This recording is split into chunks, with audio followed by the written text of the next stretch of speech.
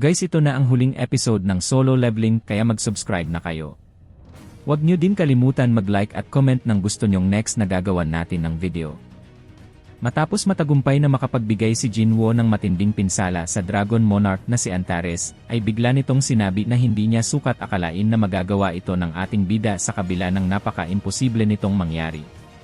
Hindi nga siya makapaniwala na may gate na naroroon sa kanilang lokasyon dahil batay sa kanyang pagkakatanda.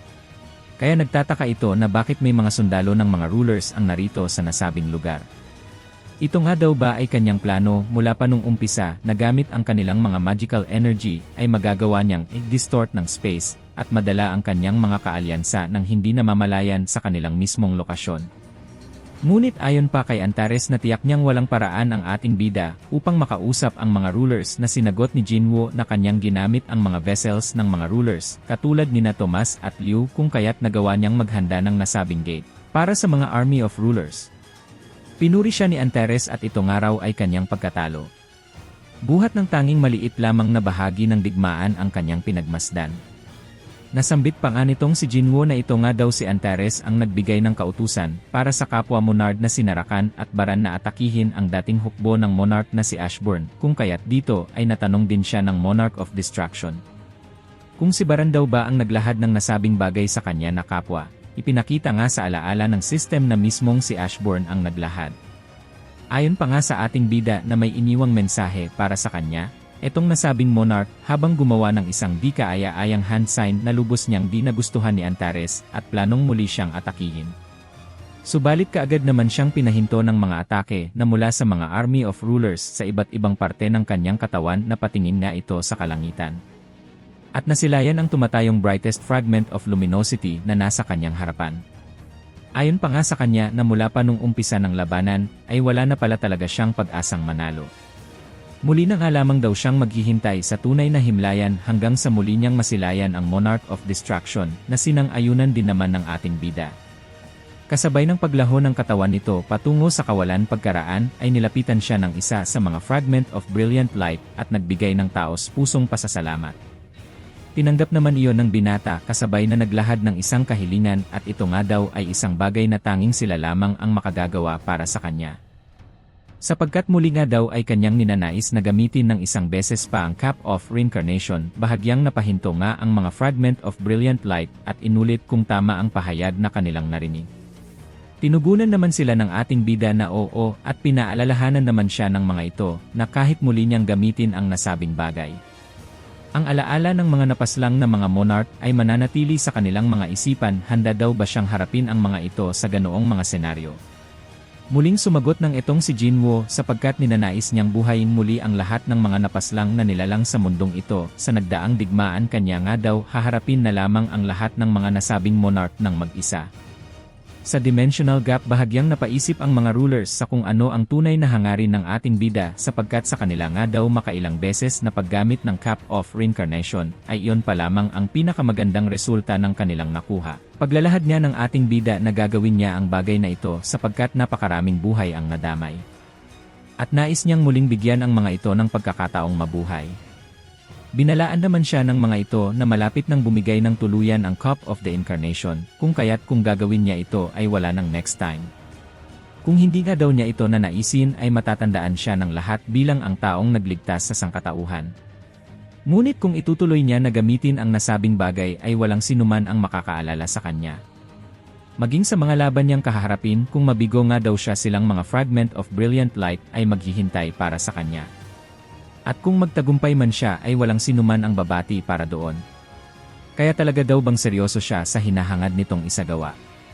Ngumiti lamang itong si Jinwoo habang ipinakita ang lahat ng mga taong mahalaga sa kanya. Seryoso niyang inilahad na nais niyang bumalik sa nakaraan. Labis nga daw ang bigat ng mga pasanin niyang haharapin gamit lamang ang kanyang mga kamay. Kanila nga daw nakikita sa kanya ang kanyang hinalinhan na si Ashburn habang kasabay na nagbigay ang mga ito ng paalala. Para sa kanyang kaligtasan muli ditong nagtanong dito si Jinwoo kung ano ang mangyayari sa kanyang mga shadow na nooy hindi naman kabilang sa kanyang puwersa kagaya nitong sina Grid at Iron na ayon pa nga sa isa sa mga fragment of brilliant light, na ang mga ito ay babalik sa kanilang mga orihinal na pagkatao at kaanyuan. Napangiting muli itong si Jinwoo. At isinaad sa mga ito na handa na siya kasabay noon ay inilabas na ng mga rulers ang nasabing Cup of Reincarnation, at hinangad ang kanyang tagumpay sa misyong isasagawa, habang binalot nga ang sangkatauhan ng nakakasilaw na liwanag na kapwa na si Leia, ng lahat ng mga taong malalapit sa kanya, maging ang mga kapwa niya hunters. Kabilang na dito ay itong sina Hunter Chahain. Tumagal na ng ilang segundo ang kakaibang pangyayari na muling binalik ang kaayusan ng daigdig. Ipinakita nga sa atin na tinatawag nitong kanyang ina itong ating bida na inutusan pa ang kapatid niyang si Gina na ngayoy muling bumalik ang lahat sa nakaraan. 10 taon na ang nakakalipas na kapwa ipinakita ang kanyang batang kaanyuan. At agad siyang tumungo sa kusina habang doon ay kanyang nakitang naroroon itong kanyang ama na lubha niyang ikinagulat na napangiti pa nung siya ay batiin nito habang nagbabasa ng dyaryo. Napaluha nga itong ating bida na lubos na ikinabigla ng kanyang buong pamilya habang kanyang sinagot ang mga ito na kagigising pa lamang niya mula sa isang nakakatakot na bangungot. Masaya niyang pinagmamasdan ang kanyang buong pamilya habang isinumpang hindi niya sasayangin ang pagkakataong ipinagkaloob sa kanya ng mga rulers upang baguhin muli ang nakatadhanang klase ng hinaharap. Ipinakita din sa atin ang mga panahon na siya ay nag-aral pa marahil sa high school, gayon din ang pakikipaglaro nito sa kanyang mga barkada. At kahit nga raw sa maiksing sandali lamang ay nais niyang maranasan ang ganitong klase ng kasiyahan bago pa nila isagawa ang kanyang misyon.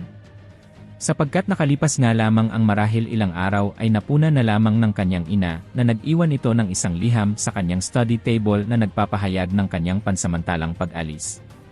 Para sa mahalagang bagay at iyon nga ay ang pagpaslang sa mga magical beast na nasa ibang dimensyon kasama itong sina Beru, Belon at Agris habang ipinakita ang kanyang dinidispatsa ang Monarch of Transfiguration na si Yogo Mount sapagkat ito di umano ang pinakapuso ng planong digmaan.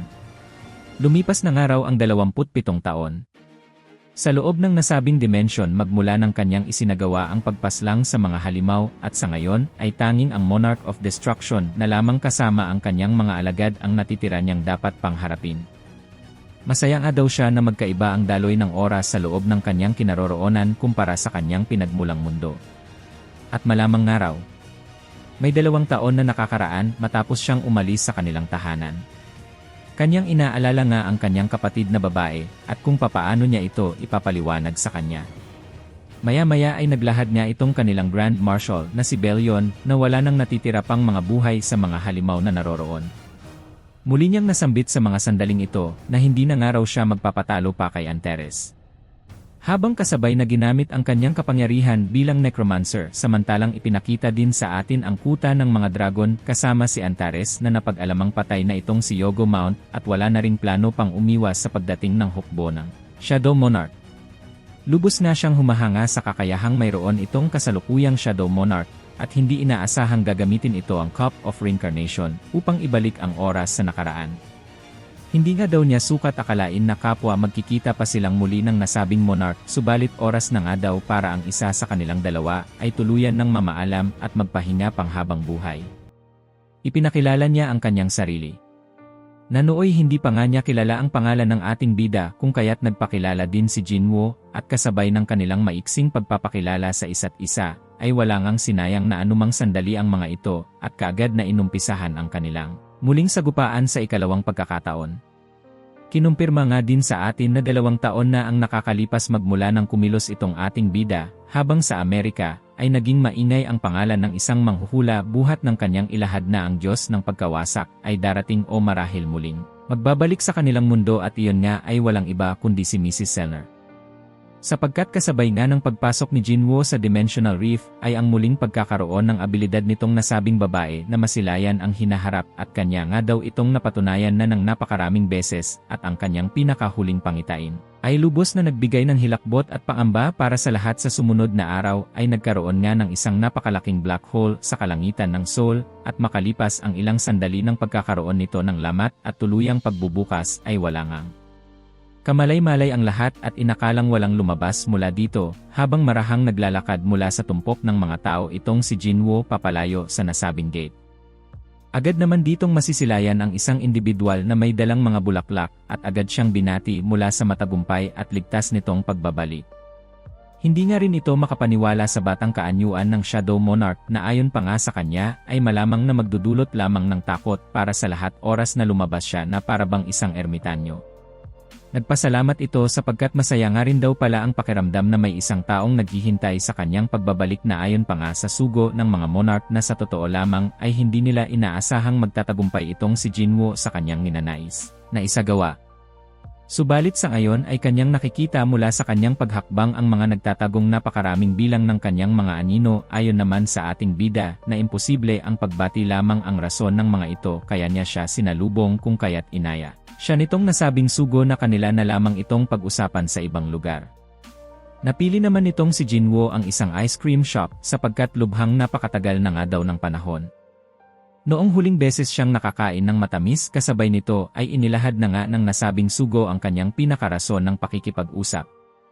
Anya, matapos na maresolba na ang lahat ng mga problema, ang mga rulers nga raw ay nangangamba na ang kanyang kapangyarihan ay makakaapekto sa direksyon ng mundo. Sa kasalukuyan sapagkat ang klase ng kapangyarihang kanyang tinataglay ay isang bagay na hindi pa handa para sa mundong ito. Napakahina nga daw nito kung kaya't kanilang naiisip na kung maaari daw ay tahakin na lamang nitong si Jinwoo ang ibang planeta na mas handa sa klase ng ganong kapangyarihan. Ngunit ayon naman sa ating bida na sa halip na paalisin siya ay may isa pang paraan at iyon ay ang isil. Ang isang kagaya niya. Sinang-ayunan naman ito ng kanyang kausap na lubhang di nagustuhang marinig nitong si Jinwoo Anya ay matapos ka lamang daw siyang pakinabangan ng mga ito ay nanaisin na nilang idispatsa ang isang kagaya niya dahil lamang sa kapangyarihang tinataglay. Agad naman itong itinanggi ng kanyang kaharap habang ipinakita ang isang telepono. At ang pahayag ni Mrs. Senner na kapwa nga na numbalik ang kakayahang makita ang hinaharap. Malaki nga daw ang naidulot na pagbabago nitong si Jinwoo sa mga tao sa kanilang mundo. Buhat sa tinataglay niyang kapangyarihan samantalang marahil dahil na rin sa pagod ay mas minabuti nitong si Jinwoo na makipag-usap na lamang sa kanila sa mga susunod na panahon. Nakapwa pinagbigyan naman ng sugo ng mga rulers kanyang binabalanse sa mga oras na iyon ang mga bagay-bagay tunay nga daw na nagawa na niya ang pinakalayunin ng kanyang buhay. Subalit ang kanyang kapangyarihan ay nagawa na nga ang dapat nitong isagawa na tila ba naabot na ang sukdulan ng dapat nitong patunguhan. Kung kaya't sa ngayon nga ay wala nang saysay pa ang mga bagay-bagay buhat nang di na siya kinakailangan pa ng mundong ito samantalang isang pamilyar na babae ang masisilayan sa kanyang harapan habang naglalakad labis nga siyang nabigla at nagmamadaling. Lumabas mula sa nasabing shop habang pinagmamasdan ang babae mula sa di kalayuan na ngayon nga ay iniisip din kung normal lamang daw ba ang ganoong klase ng halimuyak na nagmumula sa sorbetes. Ayon pa sa binata na darating din ang panahon kung kailan masasagot ang katanungang ayos lamang daw bang manatili siya sa kanilang mundo. At kung ang pinakarason niya daw kung bakit siya dito mananatili ay dahil naroroon ang mga taong kanyang pinapahalagahan at minamahal. Gayon din, kapwa ang mga taong minamahal siya maging ang kanyang mga naging dating tagasunod at naging kapwa mga hunter. Sapat na nga raw ang nasabing dahilan upang siya ay manatili at patuloy na maghahanap ng rason sa kanyang buhay habang isinasagawa ito pagkatapos kasabay ng hampas ng simoy ng hangin ay ang pagtingin nitong nasabing dalaga patungo sa kanyang direksyon. Ayon pa nga sa binata ay mananatili nga daw siya at iyon ang kanyang napagpasyahan habang kapwa nagtitigan sila ng dalaga na wala nga pong iba kundi itong si Chahain. Isang umaga sa Korean Police Station, pinakita rito si Woo Jin-chul at kasalukuyang nasa 4th year bilang criminal investigator. Samantala, sa pagbalik ni Jin-chul at ng junior officer sa loob ng opisina, ay nakita nila ang mga takot na grupo ng mga lalaki. Wika ng isa sa mga lalaki, sa naninginig nitong boses, ay isang halimaw ng mga anino ang lumabas mula sa lupa at sinabihan siya na kung hindi siya susuko sa mga pulis, ay mamamatay siya sa loob ng 24 hours at magsisisi dahil nabuhay pa siya. Makikita sa mukha nito ang matinding takot. Kung kaya't pasigaw nitong sinabi na ikulong na lamang siya. Tanong naman ni Jin-chul na kung ang sinasabi ba nito na kung lahat ba sila ay nakita ang shadow monster. Sumang-ayon naman rito ang tatlong sumukong kriminal. Tinawag naman si Jin-chul ni Investigator Kim at sinabi na ibigay na sa mga junior officer ang reports dahil pinapapunta siya sa meeting room. Sa loob ng meeting room, nagtaka si Jin-chul sa pahayag ng kanyang senior officer. Tanong nito na bakit gusto nitong pakawalan ang mga sumukong kriminal. Tugon naman ng kanyang senior officer na hinaan nito ang kanyang boses at baka marinig siya. Inulit ni Jin-chul ang kanyang tanong sa mahinang tinig. Wika nito na papakawalan nila ang mga iyon, ngunit obserbahan nila kung ano ang mangyayari pagkatapos ng 24 hours. Tugon ni Jinchul na walang katuturan ang mga sinasabi ng mga lalaking iyon, dahil maaring high ang mga iyon at ang lahat ng mga nakita nila ay epekto lamang ng bawal na gamot. Wika naman ni Investigator Kim, na negatibo ang resulta ng drug test, at kahit ang National Forensic Services ay ganun din ang resulta. Kung sakali ang mga taong iyon ay walang ugnayan sa isa't isa, at pare-pareho ang mga statement at kusang sumuko ay maaring patunay ng isang kakaibang pangyayari. Ang ibig sabihin ay kailangan nilang gumawa ng isang sitwasyon upang alamin kung may katotohanan ang sinasabi ng mga kriminal na iyon. Tumawa si Jinchul sa sinabi ng kanyang senior officer na walang mangyayari, kailangan lang nilang isama ang isa sa mga sumuko at dalhin sa isang storage facility at obserbahan kung ano ang mangyayari. Mayroong mga magagaling na investigator ang sasama, kung kaya't walang chance na makatakas ang sumukong kriminal. At kung sakali na lumitaw ang halimaw matapos ang 24 hours kagaya ng sabi ng mga ito, ay mas mabuti.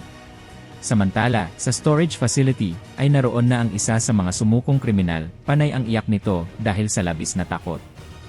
Nagmamakaawa ito na wag siyang papabayaan dahil mamamatay siya.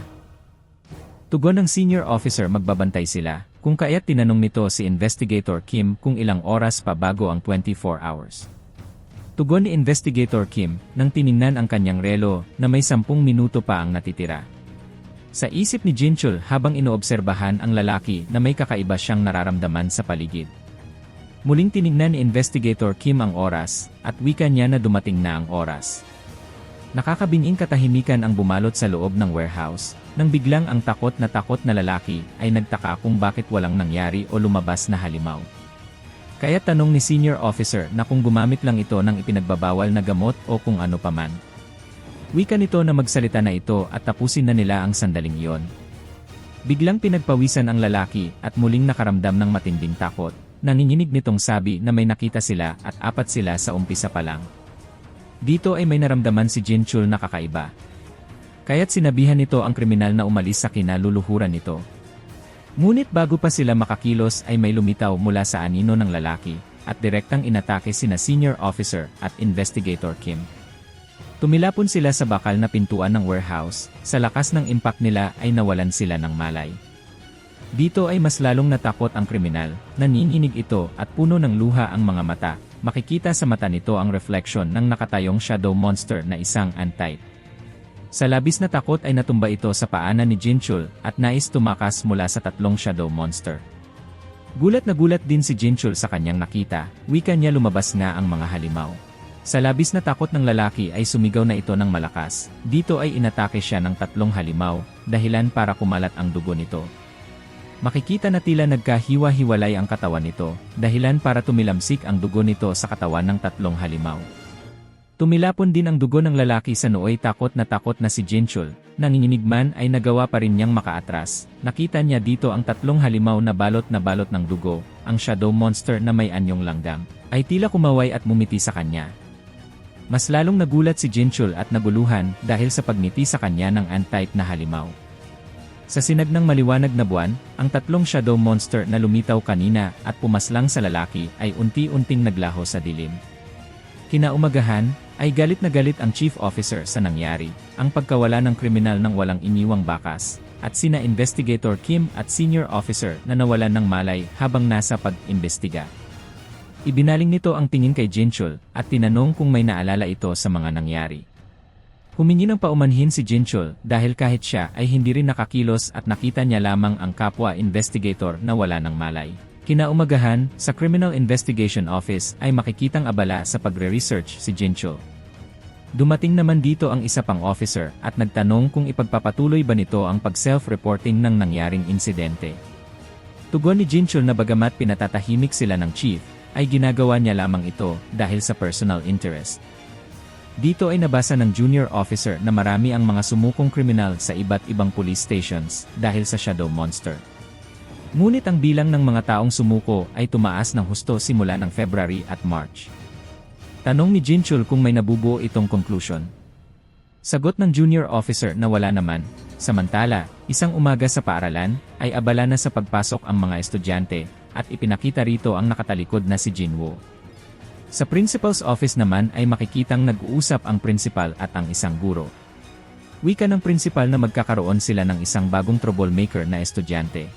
Wika nito habang binabasa ang mga nakapaloob dito, wika niya na isang bumbero ang ama at ordinaryong housewife lamang ang ina, gayon din ang mga grades nito ay maayos naman at sa tingin niya na wala naman siyang nakikitang problema. Tugon ng principal na tingnan nito at basahin ang mga grounds ng dismissal. Binasa ito ng guro at nakasaad dito na lumayas ang batang iyon sa kanilang bahay ng 2 taon nang ito ay kakapasok pa lang sa middle school at hindi sa high school. Kung kaya't wika ng principal na kung makakaya ba na i-handle ng guro ang bagong estudyante. Samantala, sa school field ay makikita na nagtitipon-tipon ang lahat ng mga estudyante, naroon naman sa isang stage ang principal at isa pang guro. Habang nasa pila ang lahat, ay makikita ang guro na si Park Gisul, ay may hawak na stick at sumisigaw na tumahimik ang lahat dahil nagsasalita pa ang principal sa unahan. Nakita niya rito ang nooy nakatayong si Jinwoo, at sa isip nito na ito ang bagong estudyante na pinag-usapan nila ng principal. Makikita rito na nakatayo lamang si Jinwoo at nakikinig. Mapapansin na papalapit kay Jinwoo si Mr. Park at mukhang may sa halimaw ang datingan ang mukha nito, habang nakalagay sa balikat nito ang stick. Wika nito sa isip kahit pamanggulo si Jinwoo ay papaluin niya ito na parang maamong tupa. Napansin din ang guro na nakasuot ng itim na gloves si Jinwoo, na ayon sa kanya ay isang paglabag sa dress code ng paaralan. Dito ay sumigaw si Park Gisul kay Jinwoo, at tanong nito kung bakit ito nakasuot ng gloves sa loob ng paaralan. Tumingin naman si Jinwoo at nag-activate ng kaunting shadow mana. Dito ay biglang nakaramdam ng takot ang guro, at kita sa kanyang mata ang di maintindihang takot mula sa kanyang nakitang aura. Biglang binaling ng guro ang atensyon sa ibang estudyante at wika nito na manahimik ang lahat at tumayo ng tuwid habang winawasiwas ang stick sa mga estudyante. Dito ay baka sa mukha ni Park Gisul ang takot, pawis na pawis ito dahil hindi siya makapaniwala kung may nakikita ba siyang kakaiba. Dito ay lumabas si Belyon, sa subconscious ni Jinwoo, nag-usap sila ni Jinwoo gamit ang isip lamang. At bago pa nito natuloy ang sasabihin, ay tumugon na kagad si Jinwoo na maaring nakita ng guro ang mga shadows. Napaisip naman dito si Jinwoo na maaring ito ang influence niya sa pananatili sa mundong ito. Samantala, sa loob ng classroom ni Jinwoo ay makikita ang mga kaklase niya at may kanya-kanyang pinag-uusapan. Habang si Jinwoo ay naroon sa kanyang upuan at nagbabasa, nang lapitan siya ng isa sa kanyang mga kaklase, nagpakilala ito bilang si Oh Yong-gil, na dati niyang classmates sa first year ng middle school. Di pa man natatapos ang tanong nito, na kung nakatira ba si Jinwoo malapit sa paaralan, ay binangga siya mula sa likuran ng iba pang mga kaklase, upang lapitan si Jinwoo. Inasar ng naka-red jacket si Jinwoo na kung anong special at nakasuot pa ito ng gloves. Asar naman ng isa pang estudyante, na bakit isang kamay lang ang may suot na gloves, usisa naman ng isa na kung meron ba itong tinatagong Black Flame Dragon or kung ano man. Tumawa naman ang isa pang lalaki, at nagpabirong asar na merong itim na tupa na nakatago rito. Kaya't pabirong hinamon ng mga ito si Jinwoo na hubarin ang suot na gloves, sa isip naman ni Jinwoo na kung papatulan niya ba ang mga biro ng mga ito. Dito ay lumabas sa subconscious realm ni Jinwoo ang naiinis na si Beru, wika nito na kung pwede ba niyang baliin ang mga paa ng mga ito, tugon ni Jinwoo na hindi maari ang request ni Beru. Kung kaya't mula rito ay dahan-dahang hinubad ni Jinwoo ng kanyang suot na gloves. Di maipinta ang mga reaksyon ng tatlong estudyante nang makita ang kamay ni Jinwoo. Angat ni Jinwoo ang kanyang kamay na wika niya sa kanyang isip ay sugat niya mula sa laban nila ng Dragon King na si Antares. Ayon kay Jinwoo na ito lamang ang tanging hindi niya napagaling. Nagsalita si Jinwoo sa apat na estudyante na bakit ganun ang mga reaksyon ng mga ito. Kung first time ba ng mga ito na makakita ng marka ng paso. Dito ay makikita na tila napahiya ang mga estudyante, wika ng naka-red jacket na napakaseryoso naman ni Jinwoo sa ginawa nilang biro. Dahil sa inis ni Beru, ay bigla itong kumilos, sa subconscious realm ni Jinwoo ay pinipigilan niya si Beru na wag sundan ang mga estudyante, wika nito na ayos lang ang katahimikan. Ngunit nag-activate ng kaunting mana si Jinwoo at ginamit ang telekinesis, dito ay pinatid niya ang paa ng mga estudyante na papalabas ng pinto. Bago pa ito tuluyang makalabas ay natumba ang mga ito sa koridor at napahiya sa mga dumadaan. Naguluhan naman rito si Beru sa ginawa ni Jinwoo, kaya't sa isip ay tumugon si Jinwoo na biro lang naman iyon. Samantala, sa koridor ay makikitang naglalakad si Oh Yong-gil, wika nito na tila may nagbago kay Jinwoo sa loob ng 3 taon, dahil hindi na ito natakot kanina sa ginawa ng mga kaklase, kaya't nagtanong ito kung nagsanay ba ito. Tumugon naman ng may pagsang-ayon si Jinwoo na nagsanay siya. Tanong ulit ni Oh Yong-gil na kung sasali ba ito ng sports club. Tinitigan at mumiti naman si Jinwoo na meron siyang gustong salihan.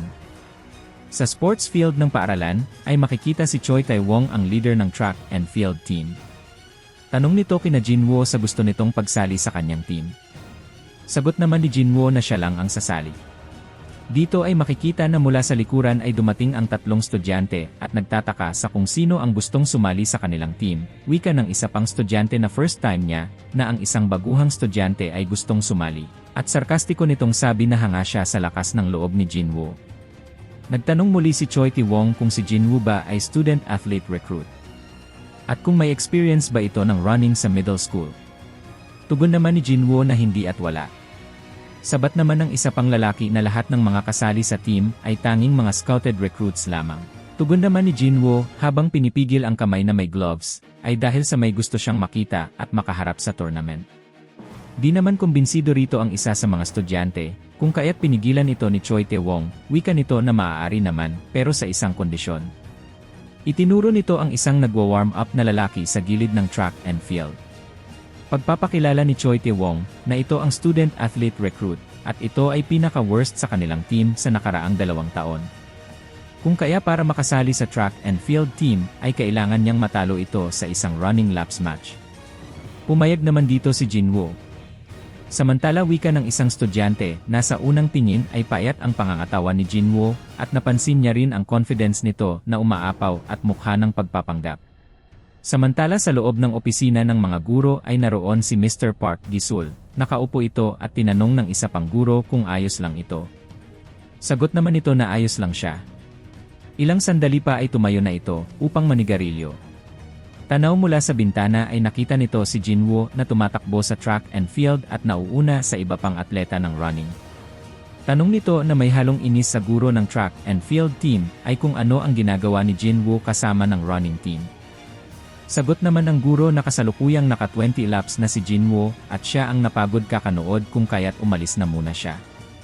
Sa isip ni Mr. Park Gi-sul, na sa pinamamalas ni Jinwoo ay mukhang mali sila ng impression na isang troublemaker ito. Ngunit obserbahan pa rin niya ito ng maigi upang masagot ang di pagkakaunawaan. Ngunit tila may nakita at naramdaman siya daw aura si Mr. Park Gi-sul. Mas lalo itong natakot sa kanyang nakita, dahilan para mamutla ito.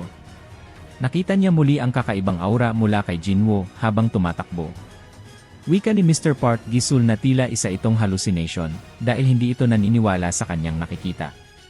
Nanlaki ang mga mata nito, namumutla at pawis na pawis. Lumitaw mula sa harapan ng bintana ang napakalaking si Beru at lumikha ng kakaibang ingay. Sa labis na takot ni Mr. Park Gi-sul ay napasigaw ito at natumba sa sahig, namumutla at bumula ang bibig. Wika dito ni Belyon kay Beru na ito ang dahilan kaya't wag nitong tatakutin ang guro. Habang nakaupo si Beru sa itaas ng gusali, tugon nito na maaring nang nakikita sila ng guro. Isang gabi sa isang kainan, naroon sina Jinchul at ang isang junior officer.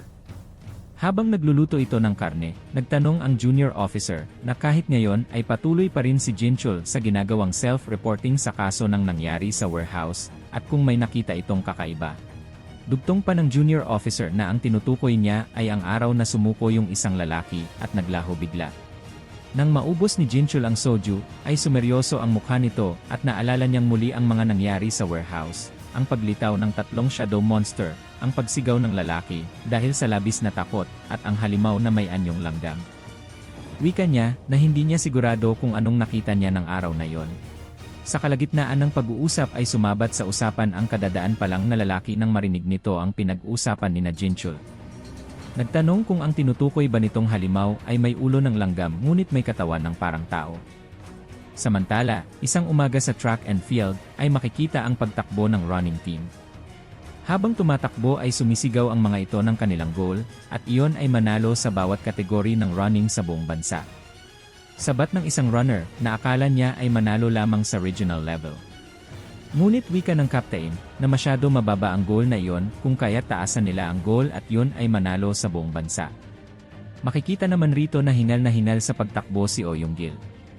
Nasa unahan niya si Jinwoo, tanong ni Jinwoo na bakit ito sumama sa kanya sa pagtakbo kung alam nitong mahihirapan siya. Dito ay gumamit ng mana si Jinwoo at inactivate ang bilis ni Oh Young-gil. Wika ni Young-gil na tila umiinit ang kanyang katawan, at bigla ay tumakbo ito ng mabilis at inunahan ang iba pang runners.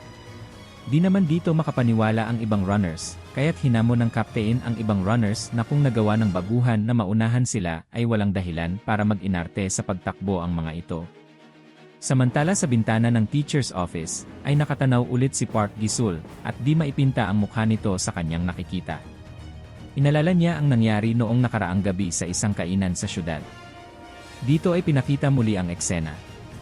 Ang lasing na si Park Gi-sul, sumabat ito sa usapan ni Jinchul, paglilinaw nito kung ang halimaw na tinutukoy ay may ulo ng langgam at katawan ng kagaya sa tao. Nang marinig ito ni Jinchul ay napatayo ito at pinatigil sa paglalakad si Park Gi-sul. Ngunit agad din itong binawi ng guro dahil lasing raw siya at wag siyang alalahanin. Lumipat muli ang eksena sa paaralan. Napansin dito ni Jinwoo ang hayagang pag-obserba sa kanya ng guro.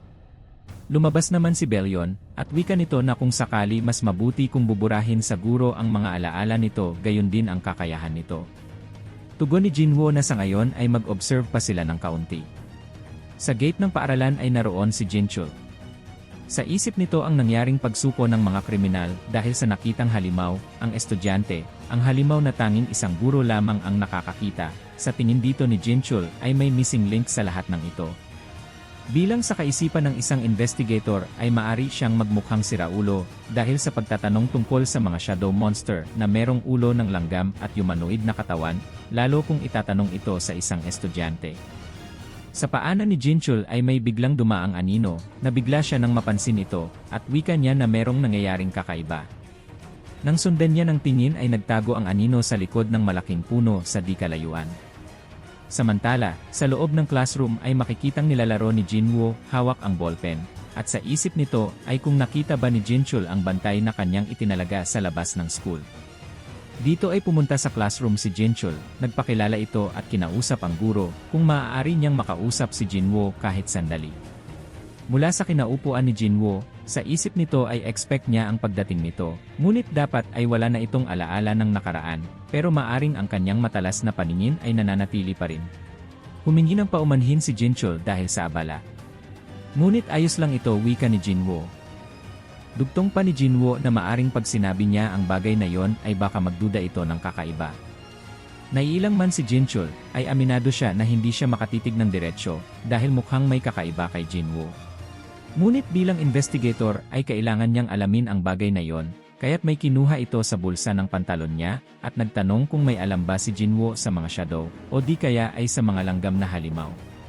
Dito ay pinakita ni Jinchul kay Jinwoo ang isang ginuhit na larawan ng langgam na halimaw. Hinawakan ni Jinwoo ang drawing na iniabot sa kanya ni Jinchul, at oo ang tugon ni Jinwoo.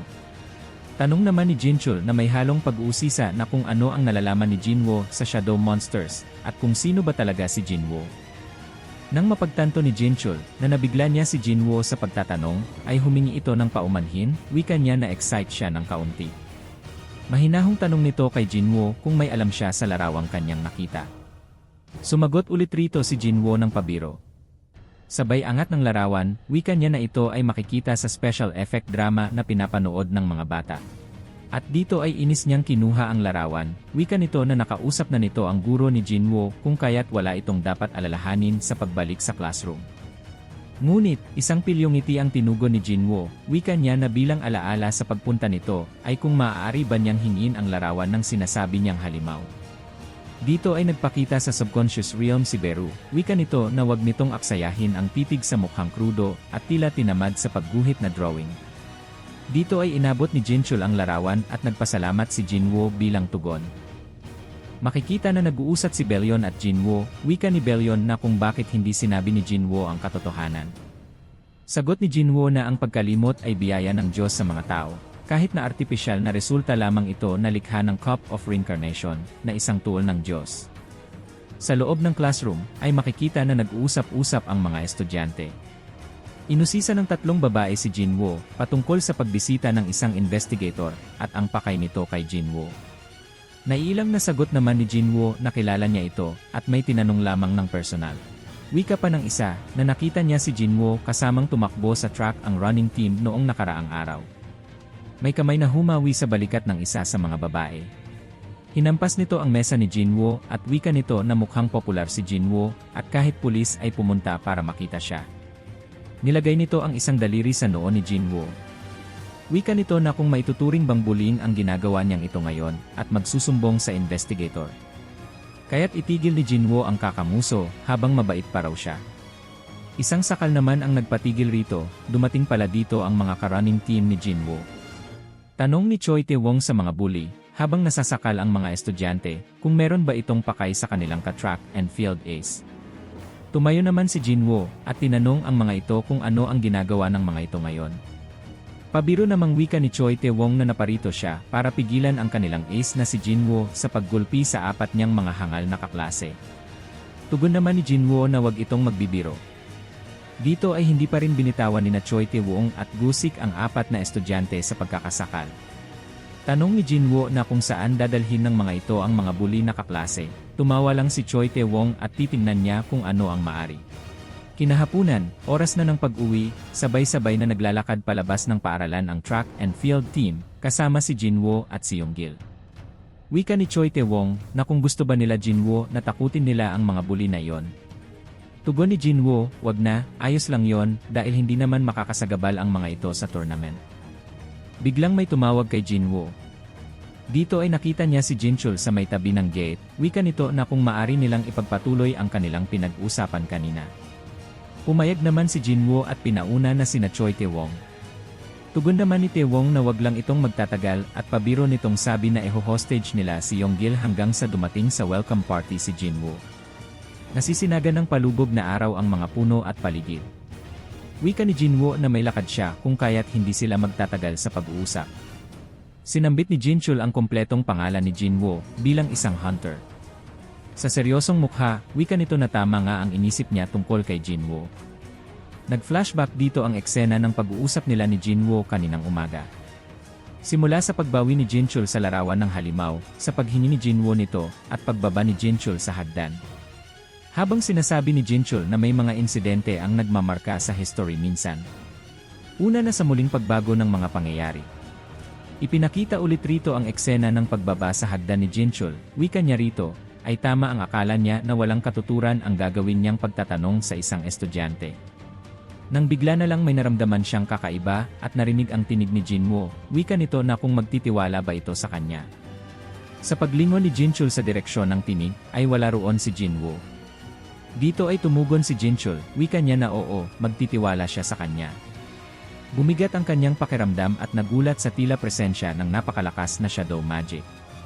Sa pagtugon ng tinig ni Jinwoo, wika nito na kung ganon, ay sana maniwala siya sa kanyang ipapakita. Dito ay nagsilabasan ang mga flashback mula sa nakaraang mundo, nakita niya rito ang mga shadow monster, ang mga giants at ginawang pakikipaglaban ni Jinwoo upang iligtas ang mundo.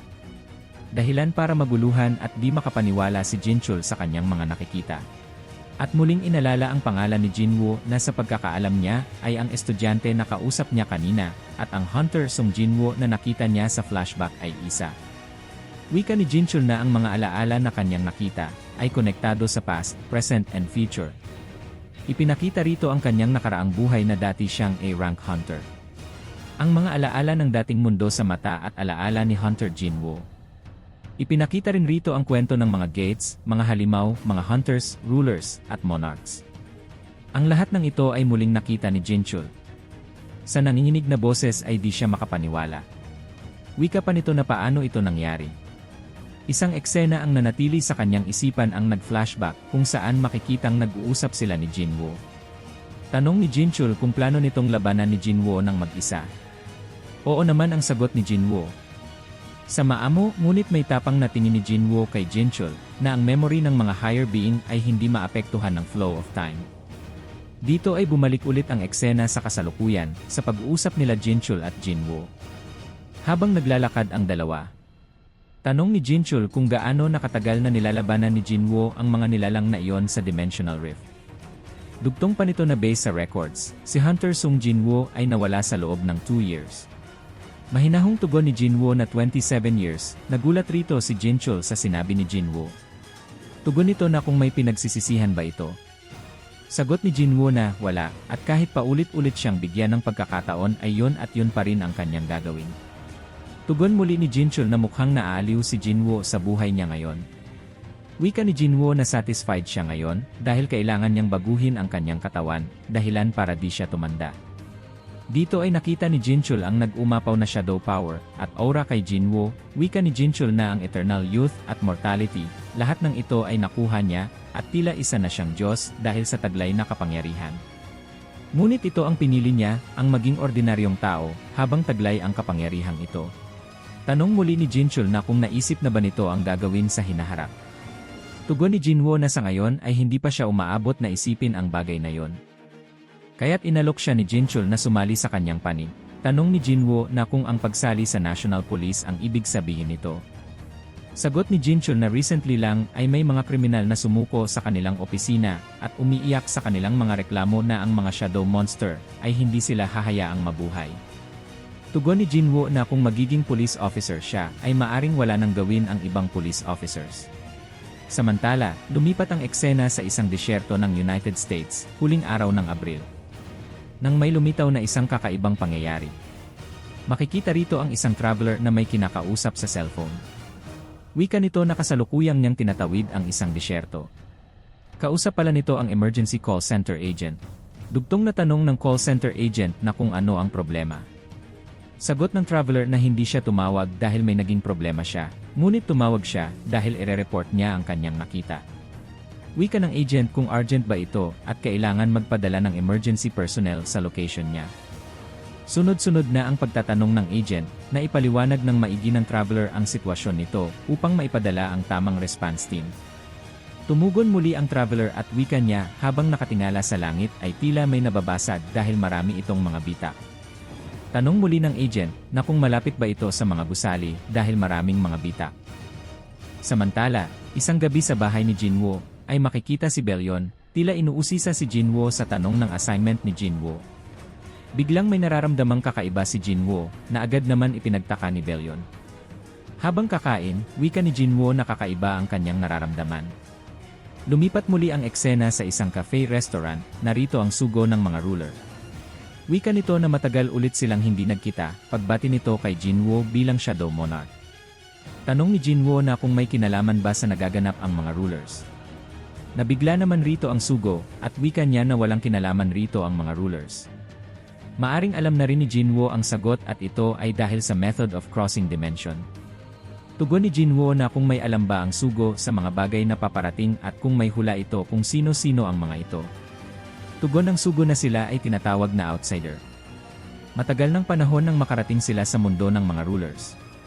At ang mga ito ay hinahabol ng mga Army of Heavens at mukhang nakita nila ang pagkakataon sa mundong ito. Tanong ni Jinwoo na bakit pumunta ng mga ito rito. Sagot ng sugo na ito ay galing sa race of giants na kinakain ang mga batong matatagpuan sa mga planeta na kayang mag-sustain ng buhay. Sa ibang mundo, kilala ang mga ito bilang Titans. At ang rason ng pagpunta ng mga ito sa Earth ay obvious.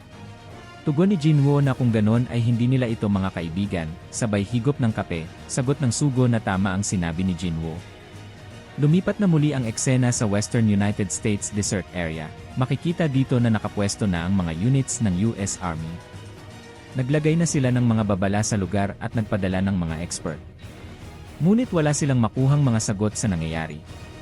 Wika ng isa sa mga expert ay marami na siyang nakitang kakaibang weather phenomenon sa buong mundo sa loob ng 30 years. At ang nangyayaring ito ay first time niyang nakita. Wika ng commander na wag itong mag-alala dahil kung merong lalabas mula sa bitak ay sila na ang bahala. Walang ano-ano'y umangat mula sa lupa ang mga sasakyan ng US Army at mga tauhan nito. Sa tuktok ng desyertong bato ay naroon si Jinwoo, ginamit niya ang shadow magic at pinalipad sa ere ang mga weapon ng US Army. Wika niya na ang mga weapon na yon ay hindi tatalab laban sa mga halimaw. Sa aura at taglay na kapangyarihan ni Jinwoo, wika niya na kompleto na ang stage ng paglalaban. Makikita na nakatayo si Jinwoo sa tuktok ng desyertong bato, tinitignan niya ang kalangitang puno ng bitak.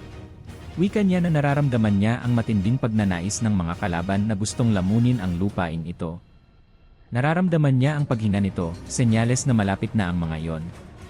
Mula sa kinatatayuan ni Jinwoo ay naglabas siya ng 6 na Shadow Sword. Ang mga espadang may nag-umapaw na kapangyarihan ng Shadows. Dito ay inabot ni Jinwoo ang isa sa mga espada. Wika ni Jinwoo na pag dumating ito, ang makakaharap ng mga ito ay isang monarch at isa ring hunter. Makikita na ginamit ni Jinwoo ang Ruler's Authority upang palutangin sa ere ang mga sandata at sasakyang pandigma ng US Army. Gulat at di makapaniwala sa nangyayari ang commander. Tanaw mula sa ginawang base sa disyerto ang pagbubukas ng gate sa kalangitan. Mula sa gate ay lumabas ang libo-libong mga Titans na mayroon katawang gawa sa bato. Rinig na rinig din ang dagundong ng pagbaba nila mula sa gate. Tanong ng Titans leader ay bakit sinalubong lamang sila ng isang nilalang upang pigilan sila sa kanilang pakay. Tugon ni Jinwoo na kung sa tingin nito na mag-isa lang siya, at mula sa paanan ni Jinwoo ay lumabas ang mga shadow. Nabalot ng kapangyarihan ni Jinwoo ang lupain gamit ang Shadow Domain upang makalikha ng protected area, upang makabuelo sila sa laban ng walang inaalalang pinsala. Makikita rin dito ang iba't ibang uri ng Shadow Army simula sa grupo ng mga insect, giants, dragons, knights, at mga elves.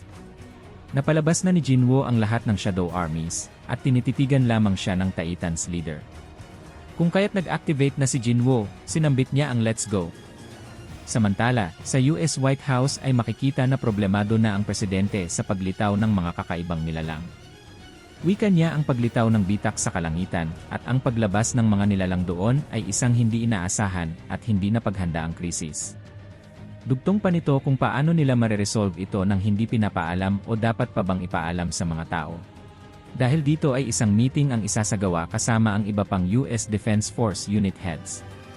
Nagtaka ang lahat kung sino ang lalaking mukhang Asian na nakatayo doon at tila lalaban ng mag-isa. Usis ang tanong ng presidente kay General Harrison na kung sino ang lalaking nakikita nila sa video at kung nasaan ang kanilang US Army at bakit meron civilian sa gitna ng mga nilalang na yon. Tugon ng General kahit siya ay hindi niya kilala ang lalaking nasa video. Dito ay nag-unleash si Tusk ng kanyang kapangyarihan, ang Hem of the Fire Dragon. Isang malakas na atake gamit ang apoy, lumabas ito sa kanyang bibig. Tinarget nito ang mga Titans na kasalukuyang nasa himpapawid.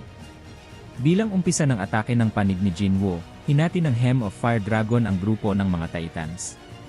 Nang matapos ang hudyat na yon ay nagsimula na ng sabayang pagkilos ng Titans laban sa Shadow Army.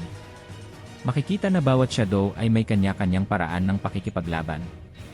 Nag-accelerate na rin si Jinwoo ng kanyang bilis at tila kidlat itong kumilos upang gumawa ng pag-atake sa mga Titans. Makikita rin rito na kahit mga insect-type Shadow ay maasahan din sa laban. Makikita na hindi sinasanto ni Jinwoo ang lahat ng kanyang madadaan ng Titans. Winawasak niya ito gamit ang kanyang Shadow Swords. Dinagdagan pa ni Jinwoo ang bilang ng Shadow Swords, pati na rin ang mana nito. Upang sabayan ang sukat ng mga Titans, ay nilakihan ni Jinwoo ang mga Shadow Swords. Gamit ang nag-umapaw na kapangyarihan ay pinatamaan niya ang bawat madaan ng Titans ng kanyang ginawang atake. Sunod na inasinta ni Jinwoo ang Titan leader. Makikitang naabot ng ataking ito ang Titan leader. Ngunit agad itong nakadepensa. Wika nito na kung sa tingin ba ni Jinwoo ay sapat ito upang matalo siya. Ngunit natigilan ang Titan leader nang makita ang gagawin ni Jinwoo. Mula sa ere ay inipon ni Jinwoo ang kanyang mana at gumawa ng napakalaking Shadow Claw. Buong puwersa niyang pinatumba ang Titan. Sa pagbaba ni Jinwoo mula sa ere, ay nakita nito ang isang anino sa likod ng mga alikabok at usok. Di pa man tuluyang nahahawi ang usok ay nagsalita ang nilalang na iyon. Wika nito na kahit sa maliit na planetang matatagpuan sa dulo ng kalawakan, ay may nagtatago ring kaunting kapangyarihan. Ayon sa kanya ay isang makalumang pamamaraan pa rin ito ng mga tao. Nang lumitaw na ang buong anyo ng human-sized Titan, sabi nito na kabaliktaran ang abilidad na ito sa katulad niya. Dahil kailangan niya lang paliitin ang sarili upang magamit ng lubusan ang kanyang kapangyarihan. Dahil dito, ay sinabi ng Titan Warrior na kung hihingi na si Jinwoo ng tawad ay papatawarin niya ito ngayon. Subalit hindi pa man natatapos ang sinasabi nito ay isang atake ang tumama rito. Gamit ang Centipede Sword ay napugutan nito ng ulo. Tanong naman ni Bellion kung sakali bang nag-uusap si Jinwoo at ang Titan Warrior. Wika ni Bellion, hayaan siyang tapusin ang mga ito. Bumalik ang eksena sa conference room ng White House. Napuno ng katahimikan ang mga naroon, habang napapanood pa rin sa video ang nagaganap sa US deserted area. Naputol lang ang katahimikan nang magtanong na muli ang presidente kay General Harrison kung natukoy na ang identity ng lalaki sa video. Dugtong pa nito ay nagawang makipaglaban at gawing tila laruan lamang ang mga Titans. Parang eksena sa pelikula ang labanang kanilang nakikita, at di siya makapaniwala na ito ay nangyayari sa realidad. Tanong muli nito na kung may iba pang paraan para malaman ang identity ng taong iyon. Tumugon naman dito si David Brennan, ang direktor ng CIA ngayon, sa timeline na binago ng Cup of Reincarnation. Wika niya kung realidad ang pag-uusapan ay napaka-imposible noon. Kaya tanong nito kung gagamit sila ng unrealistic din na bagay para matukoy ang identity ng taong iyon. Sagot naman nito na merong paraan para malaman ang kasagutan, isang taong kaya magsabi ng totoo ng kahit sino ay hindi alam sa paraang hindi makatotohanan. Kinumpirma ni David na si Madam Norma Selner nga ang tinutukoy din niya. Dugtong pa nito kagaya ng dati, ay gagabayan sila sa tamang kasagutan sa pagkakataong kagaya nito. Samantala lumipat muli ang eksena sa araw ng tournament ng track and field. Makikita na napansin ni Jinwoo ang lalaking may malaking katawan at tila pamilyar ito sa kanya. Tinawag siya ng ka-team niya upang maghanda na. Nang marinig ang tinig nito ay medyo nabigla si Jinwoo dahil ito pala si Ayorn, ang isa sa dati niyang shadow soldier, na sa bagong timeline ay kilala bilang Kim Chul na isang magaling na manlalaro. Mayabang nitong sabi na mukhang nawawala na sa landas si Choi Tae-won dahil hinayaan niya sa kompetisyon ang isang freshman. Di naman nagpatalo si Choi Tae-won at mumisi ito, wika niya na baka hindi na maisara ang mga panga ng mga ito pag nakita nila ang skills ni Jinwoo. Tumugon muli ng pang-inis ang coach, wika nito na mas magaling pa si Choi Tae-won sa pagbibiro kaysa sa pag-break ng records. Dugtong pa nito na ang katabi niya ngayon na si Kim Chul ay isang malahalimaw sa galing na freshman. Makikita na tila pinagpapawisan si Kim Chul at tila bumilis ang pintig ng kanyang pulso. Nang makita niya si Jinwoo, wari niya na bakit siya nakakaramdam ng ganito. Bakit nakaramdam siya na gusto niyang lumuhod sa harapan nito kahit hindi pa niya ito nakilala. Lumapit si Kim Chul kay Jinwoo, sa isip nito ay hindi siya natatakot sa freshman na ito, maaring nahilo lang siya dahil hindi siya nag-agahan. Nang marinig ito ng mga kasama ni Jinwoo ay nagkantsawan ang mag-ito kay Jinwoo na hindi pa nga nagsisimula ang tournament ay nagsisimula na ang mga ito ng laban.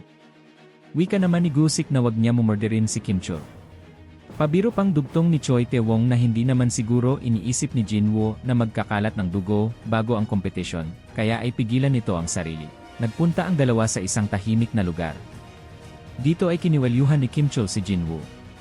Wika nito na kahit naka-school uniform siya kagaya ng sa kanya, ay isa na siyang mahina. Makikita na lumitaw sa subconscious realm sina Tusk, Igris, Beru at Belyon. Wika ni Igris na babalik na sa kanila si Ayorn. Pero nagtaka dito si Kim Chul. Dahil biglang tumulo ang kanyang mga luha nang di niya namamalayan at sa di malamang dahilan. Nanginginig itong napaluhod sa harapan ni Jinwoo. Kinuha na ni Jinwoo ang kanyang gamit upang umalis, ngunit sa paglingon niya sa isip niya ay since nabuhay na si Ayorn bilang tao sa bagong timeline ay wala nang dahilan para magkaroon pa ito ng kaugnayan sa kanya. Pinigilan siya ni Kim Chul at hinawakan ito ang kanyang dibdib at pinunit ang damit nito. Wika ni Kim Chul na kung ito na ba ang tinatawag na pag-ibig. Di naman maipinta ang mukha at reaksyon ni Jinwoo, wika nito na sa lahat ng sinabi ni Kim Chul ay yun na ang pinakawalang kwenta. Kung kaya't napagdesisyonan ni Jinwoo na gamitin ang kanyang memory manipulation power ang pag-erase at hypnosis technique upang alisin kay Kim Chul ang mga negatibong aspeto na may koneksyon sa kanya. Gamit ang hypnosis ay pinasunod niya ito ng dahilan kung ano ang nangyari sa tagpong iyon. Wika ni Jinwoo na mag-aaway sana sila, ngunit kunyari ay nalaman nito na anak siya ng kaibigan ng tatay niya kaya nagkaayos sila. Sa pag-alis ni Jinwoo, wika nito na isa ito sa nagprotekta sa mundo, at nais niyang manatili ito kay Kim Chul bilang pride nito. Sa pagbalik ng kamalayan ni Kim Chul ay nagtaka ito kung ano ang nangyari, at bakit punit ang damit niya at nakaluhod sa ilalim ng hagdan. Sa pagpapatuloy ng tournament ay tinawag na ang lahat ng kalahok dahil magsisimula na ang nasabing competition. Samantala, dumako muna ang kwento sa bahay ni Norma Selner. Makikita rito na dumalaw si David Brennan. Pinagbuksan naman siya ni Norma Selner at pinatuloy sa munti niyang tahanan. Sa pagpasok nila, napansin ni David ang mabangong amoy ng pagkain, kaya't nagtanong ito kung nasa kalagitnaan ito ng pagkain. Tugon ni Norma Selner na mayroon pa siyang bisita bukod kay David. Tugon ni David na kung ganon ay di na siya magpapaligoy-ligoy sa kanyang pakay. Mukhang may ideya naman si Norma Selner sa pakay na ito ni David. Dito ay nagsalin na ng kape si Norma Selner. Sabay sabi nito na ang kasagutan niya sa tanong o pakay ni David, sa unang tanong ay oo at ang pangalawa ay hindi. Wika naman ni Norma Selner na may gustong makuhang sagot si David kahit di niya na makita ang future. Dugtong pa ni Selner na ang kasagutang hinahanap ni David ay nasa nakaraan. Umupo na rin si Selner, wika niya na may alam siya sa taong gusto nilang makilala. Ngunit ay hindi niya ibibigay ang impormasyon na yon. Nabigla naman si David at tugon niya kung ganoon ay kung alam na ito ni Selner ay alam na nito ang mga ginawa. Kung kaya ay hindi nila hahayaang gumalagala, hindi pa man natatapos ang sinasabi ni David ay bumukas ang pinto at pumasok ang anak ni Selner. Nanindigan si Norma sa kanyang desisyon na hindi niya sasabihin ang mga bagay-bagay. Tanong na lang nito na kung hindi ba nakita ni David ang video footage. Sagot naman ni David na nakita niya kung gaano kalakas ng nilalang na yon. Kahit na ang taglay na kapangyarihan niyang iyon ay nakakatakot, kaya naman nitong isalba ang sangkatuwahan. Tanong muli ni Norma kay David kung maniniwala ba ito kung sasabihin niya hindi ito ang unang pangyayari pagsagip sa mundo. Paglilinaw nito na meron pa palang insidente nito sa nakaraan. At sinasabi ba ni Norma na ang mundo ay dati nang nasa bingit ng pagkawasak nang walang man lang ito nalalaman ang mga tao. Makiktiya na aalis na si David nang magtanong muli ito kay Selner. Wika niya na kung ang lalaki sa video ay magagarantiya ba na hindi mapanganib na tao. Tumugon naman si Selner na tinitiyak niya hindi ito mapanganib. Naiintindihan naman ito ni David, dugtong niya na magpapanggap na lang siya na wala siyang narinig.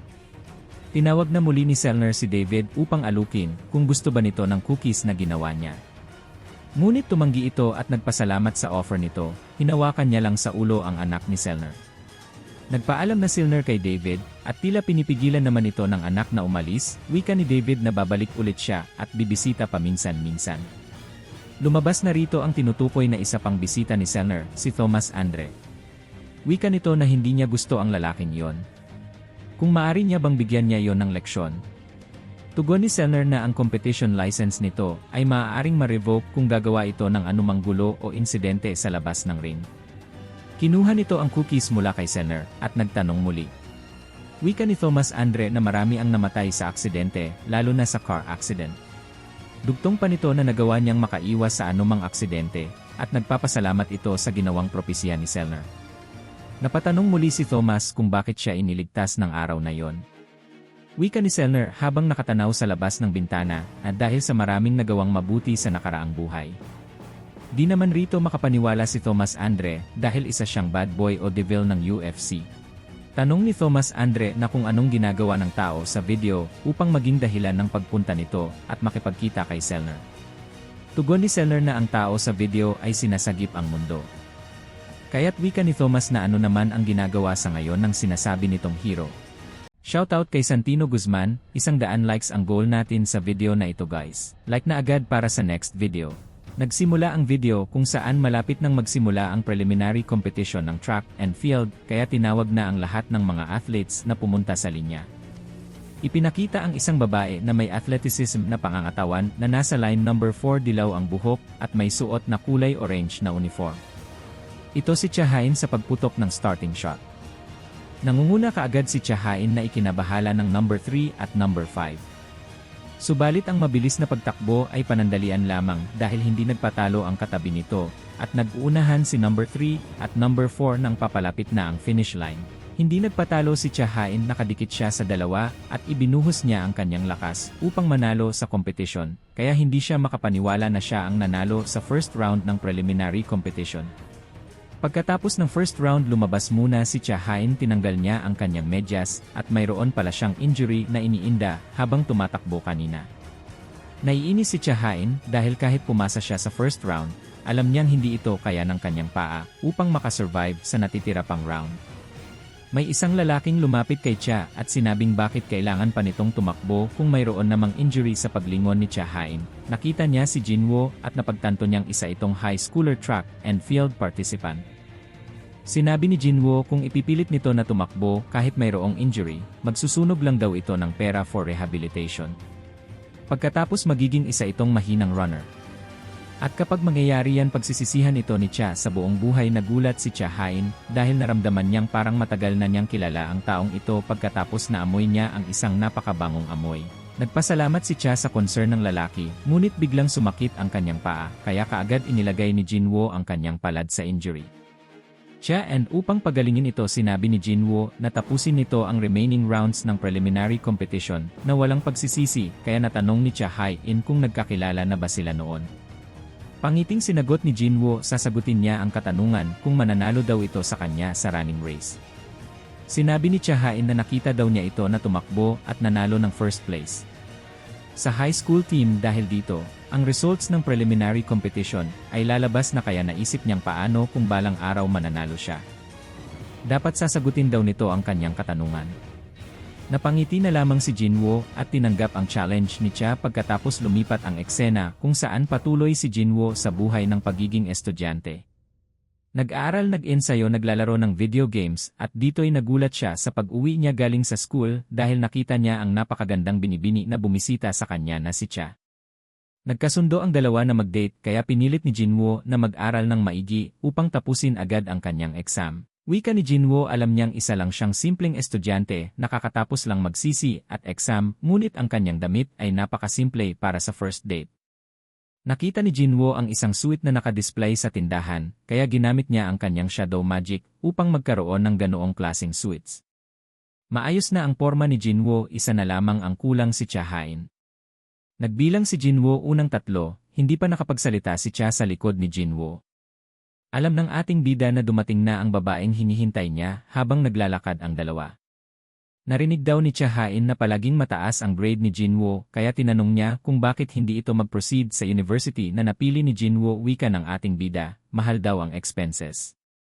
Idagdag mo pa ang pag-aaral sa abroad at saka mayroon siyang taong gustong makilala. Sumimangot ang mukha ni Cha. Dahil baka babae ang gustong makilala ni Jinwoo kaya napangiti na lamang ang ating bida. Wika ni Cha kung naalala pa ba ni Jinwoo ang mga ipinangako nila sa isa't isa, ang pangako nilang kapag matatalo niya si Jinwoo sa running race ay sasagutin nito ang kanyang katanungan. Sagot ng ating bida, syempre naaalala niya ang pangakong yun. Inimungkahi ni Cha Hain na mag-running race silang dalawa, ang unang makapunta sa Christmas tree ang siyang panalo. Tinanong ni Jinwoo kung bakit curious si Cha and patungkol dito. Wika ng babae. Gusto niyang malaman ang lahat-lahat, gusto niyang malaman na hindi lang sila sa kompetisyon nagkakilala kundi sa ibang panahon o di kaya sa nakaraan. Kaya nagulat na lamang ang ating bida at bigla itong napangiti. At sinabi ng ating bida na tatanggapin niya ang hamon. Kinuha ni Cha ng kanyang scarf pagkatapos inilagay niya ito sa liig ni Jinwoo at sinabing kung gusto mo ako dito ka lang, huwag kang gagalaw, kaya biglang na-shock ang ating bida sa checkmate na plano ni Cha Hain. Tatang nasabi lang niya ay ang salitang what habang tumatakbo na si Cha papuntang Christmas tree. Hindi na nakagalaw pa si Jinwoo habang kinukutya ang ating bida sa kanyang mga major shadow soldier dahil nahuli daw sa patibong si Jinwoo. Hindi daw sila makapaniwala na first time natalo ang kanilang king habang tumatakbo si Cha Hain. Naalala niya nung una silang nagkakilala bilang mga hunters sa nakaraang mundo. At paano inamin ni Cha Hain na may gusto ito sa kanya at ang huli nilang date na napagpasyahan niyang ito ang taong paglalaanan niya ng oras bago mag-end of the world.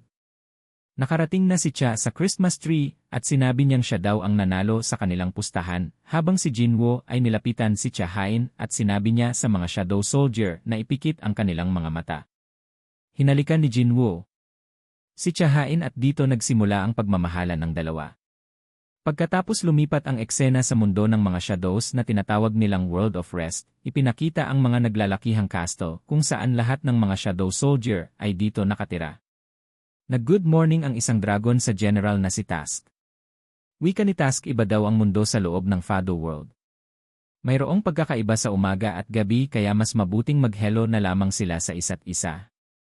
Dumating si Vero at may dala-dala itong jacket kaya napangiti si Task dahil ang jacket na ito ay ginawa ni Vero para sa kanya.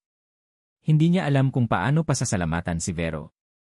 Ngunit wika ni Vero hindi daw siya makakatanggi kay Task dahil mayroon daw itong magandang puso katulad ng kanilang king. Sobrang nagustuhan ni Task ang kanyang kasuotan at napansin ni Vero ang orb na hawak ni Task. Mas maganda daw kung ilalagay ito sa staff kaysa sa hahawakan lamang ito. Magandang ideya daw ang naisip ni Vero kaya tinawag niya ang balbasing dwarf. Upang gawan siya ng napakagandang staff since ang mga dwarf daw ay magaling sa pag-forge ng mga bagay, kaagad namang pumayag ang balbasaradong dwarf at gagamitin daw niya ang mga sagradong material na ibinigay sa kanya ng kanilang king. Ito daw ang World of Rust na ang ibig sabihin mundo ng mga patay sa mundong ito, mayroong nakatirang lampas 10 million Shadow Soldier. At ang lahat ng mga ito ay nagtutulungan sa lawak ng lugar. Mayroon itong training area, battlefield area, excavation site, magic training, at marami pang iba. Ang mga Shadow Soldier ay mayroong malakas na koneksyon sa kanilang king lalo na sa pag-isip. Habang mas lumalakas ang kanilang king, the more din nagbabago ang kanilang pag-isip. Unti-unting natuto kung paano mag-isip bilang isang tao ang iba't ibang emosyon na meron ng mga tao ay na-adopt ng mga soldier ang puso na dating walang laman ngayon ay napuno na ng pagbabago ang mga soldier nag-aaral sa ilalim ng kanilang commander, na si Igris at makikitang natutulog pa ang kanyang mga estudyante. Na parang namumuhay talaga na parang tao ang mga ito. Ang mga soldier ay nagsimula ng nagsasanay nakikipagsismisan at kahit ang casual na pag-aaway kung tumataas ang boses, lahat ng kanilang attitude personality ay kanilang nakuha habang namumuhay sa mundo ng World of Rest. Pagkatapos muling naging masaya si Task dahil tapos na ang kanyang staff. At bagay na bagay daw ito sa kanyang suot na hoodie. Napansin ni Task na mayroong bagong creature na dumating. Pinag-uutos daw ni Billion na pumunta sila kay Task and I guess ito ang mga titled creature na recently lang tinalo ni Jinwoo. Naisip nito na ikwento na lamang niya sa mga baguhan ang unang laban niya kasama ang kanilang king at paano sila nakipaglaban against Monarchs of Destruction. Biglang dumating si Igris at sinita si Task sa ginagawa daw nitong kalokohan. Wika ni Task paano daw nasasabi ni Igris na gumagawa siya ng kalokohan subalit pakumbabang tinanong nito kung ano daw ang kailangan ni Commander Igris sa kanya. Wika ni Igris, lahat ng general na nagsiserve sa tabi ng kanilang king ay dapat unang maging masaya gamit ang magic spell. Nakita nila na finally muli nang nagkita si Cha at ang kanilang king na si Jinwoo. Kaya dito'y nag-cheer ang lahat ng mga Shadow Soldier habang si Igris bigla niyang naalala kung paano sila nagkakilala ni Jimbo at narecap sa kanyang utak nung nasa loob siya sa imaginary space gamit ang kapangyarihan ng Shadow Monarch o ang tinatawag na Don Juan. Wika ni Igris ang misyon niya lang ay susubukan si Jinwoo kung worthy ba ito. Na maging vessel ni Ashburn alam niya ang lahat sa simula pa lang dahil mayroong huling utos na ibinigay sa kanya ng kanyang previous king na si Ashburn sa panahong pinatawad ni Ashburn ng mga ruler. Akala niya na magpapaalam na siya sa kanyang king dahil akala niya hindi na ito magkakaroon ng interest sa pakikipaglaban. Subalit nagkaroon ito ng interest sa mga tao. Kaya naisip niya na mayroong good reason si Ashburn kung bakit niya ito ginagawa. Ang utos ng kanyang king ay napaka-absolute dahil kahit ibinalik sa kanya ang kanyang tunay na kapangyarihan, sinunod pa rin niya ito at tumayo sa isang imaginary space upang subukan ang kahalagahan ni Jinwoo bilang vessel ng Shadow Monarch. Naisip ni Igris ng imaginary space na ito ay ang tinatawag nilang dungeon. At napansin niya ang kanyang sarili na bumalik talaga ang kanyang tunay na anyo noong hindi pa niya nakilala ang kanyang king at ang authority ng pagiging Shadow Soldier sa kanya ay nawala. Umupo si Igris sa trono ni Ashburn na ginawa mismo ng architect gamit ang kapangyarihan ng Shadow Monarch at napabilib siya sa design at ang detalyadong paggawa ng architect. Naramdaman ni Igris ang presence sa likod ng pintuan kaya't may astig siyang dapat sabihin. I'm waiting for you in this place, ngunit na-realize niya na masyado siyang arogante sa kanyang pananalita at porma at napaka-disrespectful daw ng kanyang action. Ang taong bibigyan pa naman niya ng test ay nagpo-possess ng consciousness katulad ng kanyang king. Kaya napaka-disrespectful daw niya. Binuksan ni Jinwoo ang pintuan at same sa nangyari sa Season 1 ang 80 throne lang ang nakita ni Jinwoo dahil nagtatago pala si Igris. Hindi makapaniwala si Igris na ang lalaking ito ay ang The Chosen One ng kanyang king kahit hindi ito ang huling misyon na ipinagkatiwala sa kanya. Wala siyang intensyon na hindi niya ibibigay ang lahat sa laban.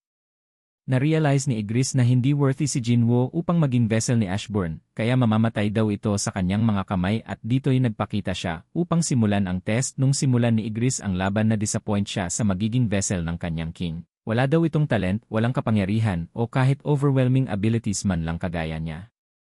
Noong siya ay nabubuhay pa dahil palagi lang daw itong umiiwas sa kanyang mga atake nang nakaisip si Jinwoo na makipaglaban sa kanya ng suntukan na mangha siya sa taas ng confidence ni Jinwoo kahit isa lang itong tao na wala man lang unique na kakayahan. Ang dala lamang nito ay ang fighting spirit na disappoint pa rin si Ygritte sa naging laban nila dahil paano daw napili ang taong ito na maging vessel ng kanyang king kung napakahina naman pala nito. Kaya nung ginawa niya ang goodbye punch kay Jinwoo, ito daw ang paraan upang iparealize niya na hindi worthy si Jinwoo at dapat nang sumuko sa laban dahil hindi daw ito deserve sa trono ng pagiging king. Pupugutan daw niya ng ulo si Jinwoo upang bigyan ng honor ang pagkamatay nito. At sa moment daw na ito lumuwag ang kanyang pakiramdam dahil mawawala na ang una at huling failure ng kanyang king sa pagpili ng vessel. Ayaw din niyang mapalitan ng kanyang king. Gusto niyang mananatili sa tabi ni Ashburn habang buhay kaya pupugutan daw niya ito ng ulo upang hindi ito makaramdam ng sakit. Subalit na sorpresa daw siya dahil napigilan nito ang kanyang espada. Kung kaya't nagawa siyang masaksak ni Jinwoo sa ulo. Naramdaman ni Ygritte ang pagkatalo sa laban sa isang taong napakahina lamang kumpare sa kanya. Nakita niya ang matinding courage sa mata ni Jinwoo at na-realize niya na may pagkakahalintulad si Jinwoo kay Ashburn. Siya daw ay isang examiner na mayroong highest stats compare sa isang tao, ngunit natalo lamang siya. Hindi dahil sa nagpabaya siya kundi nakagawa ng himala ang isang tao dahil sa courage nitong hindi sumuko sa laban.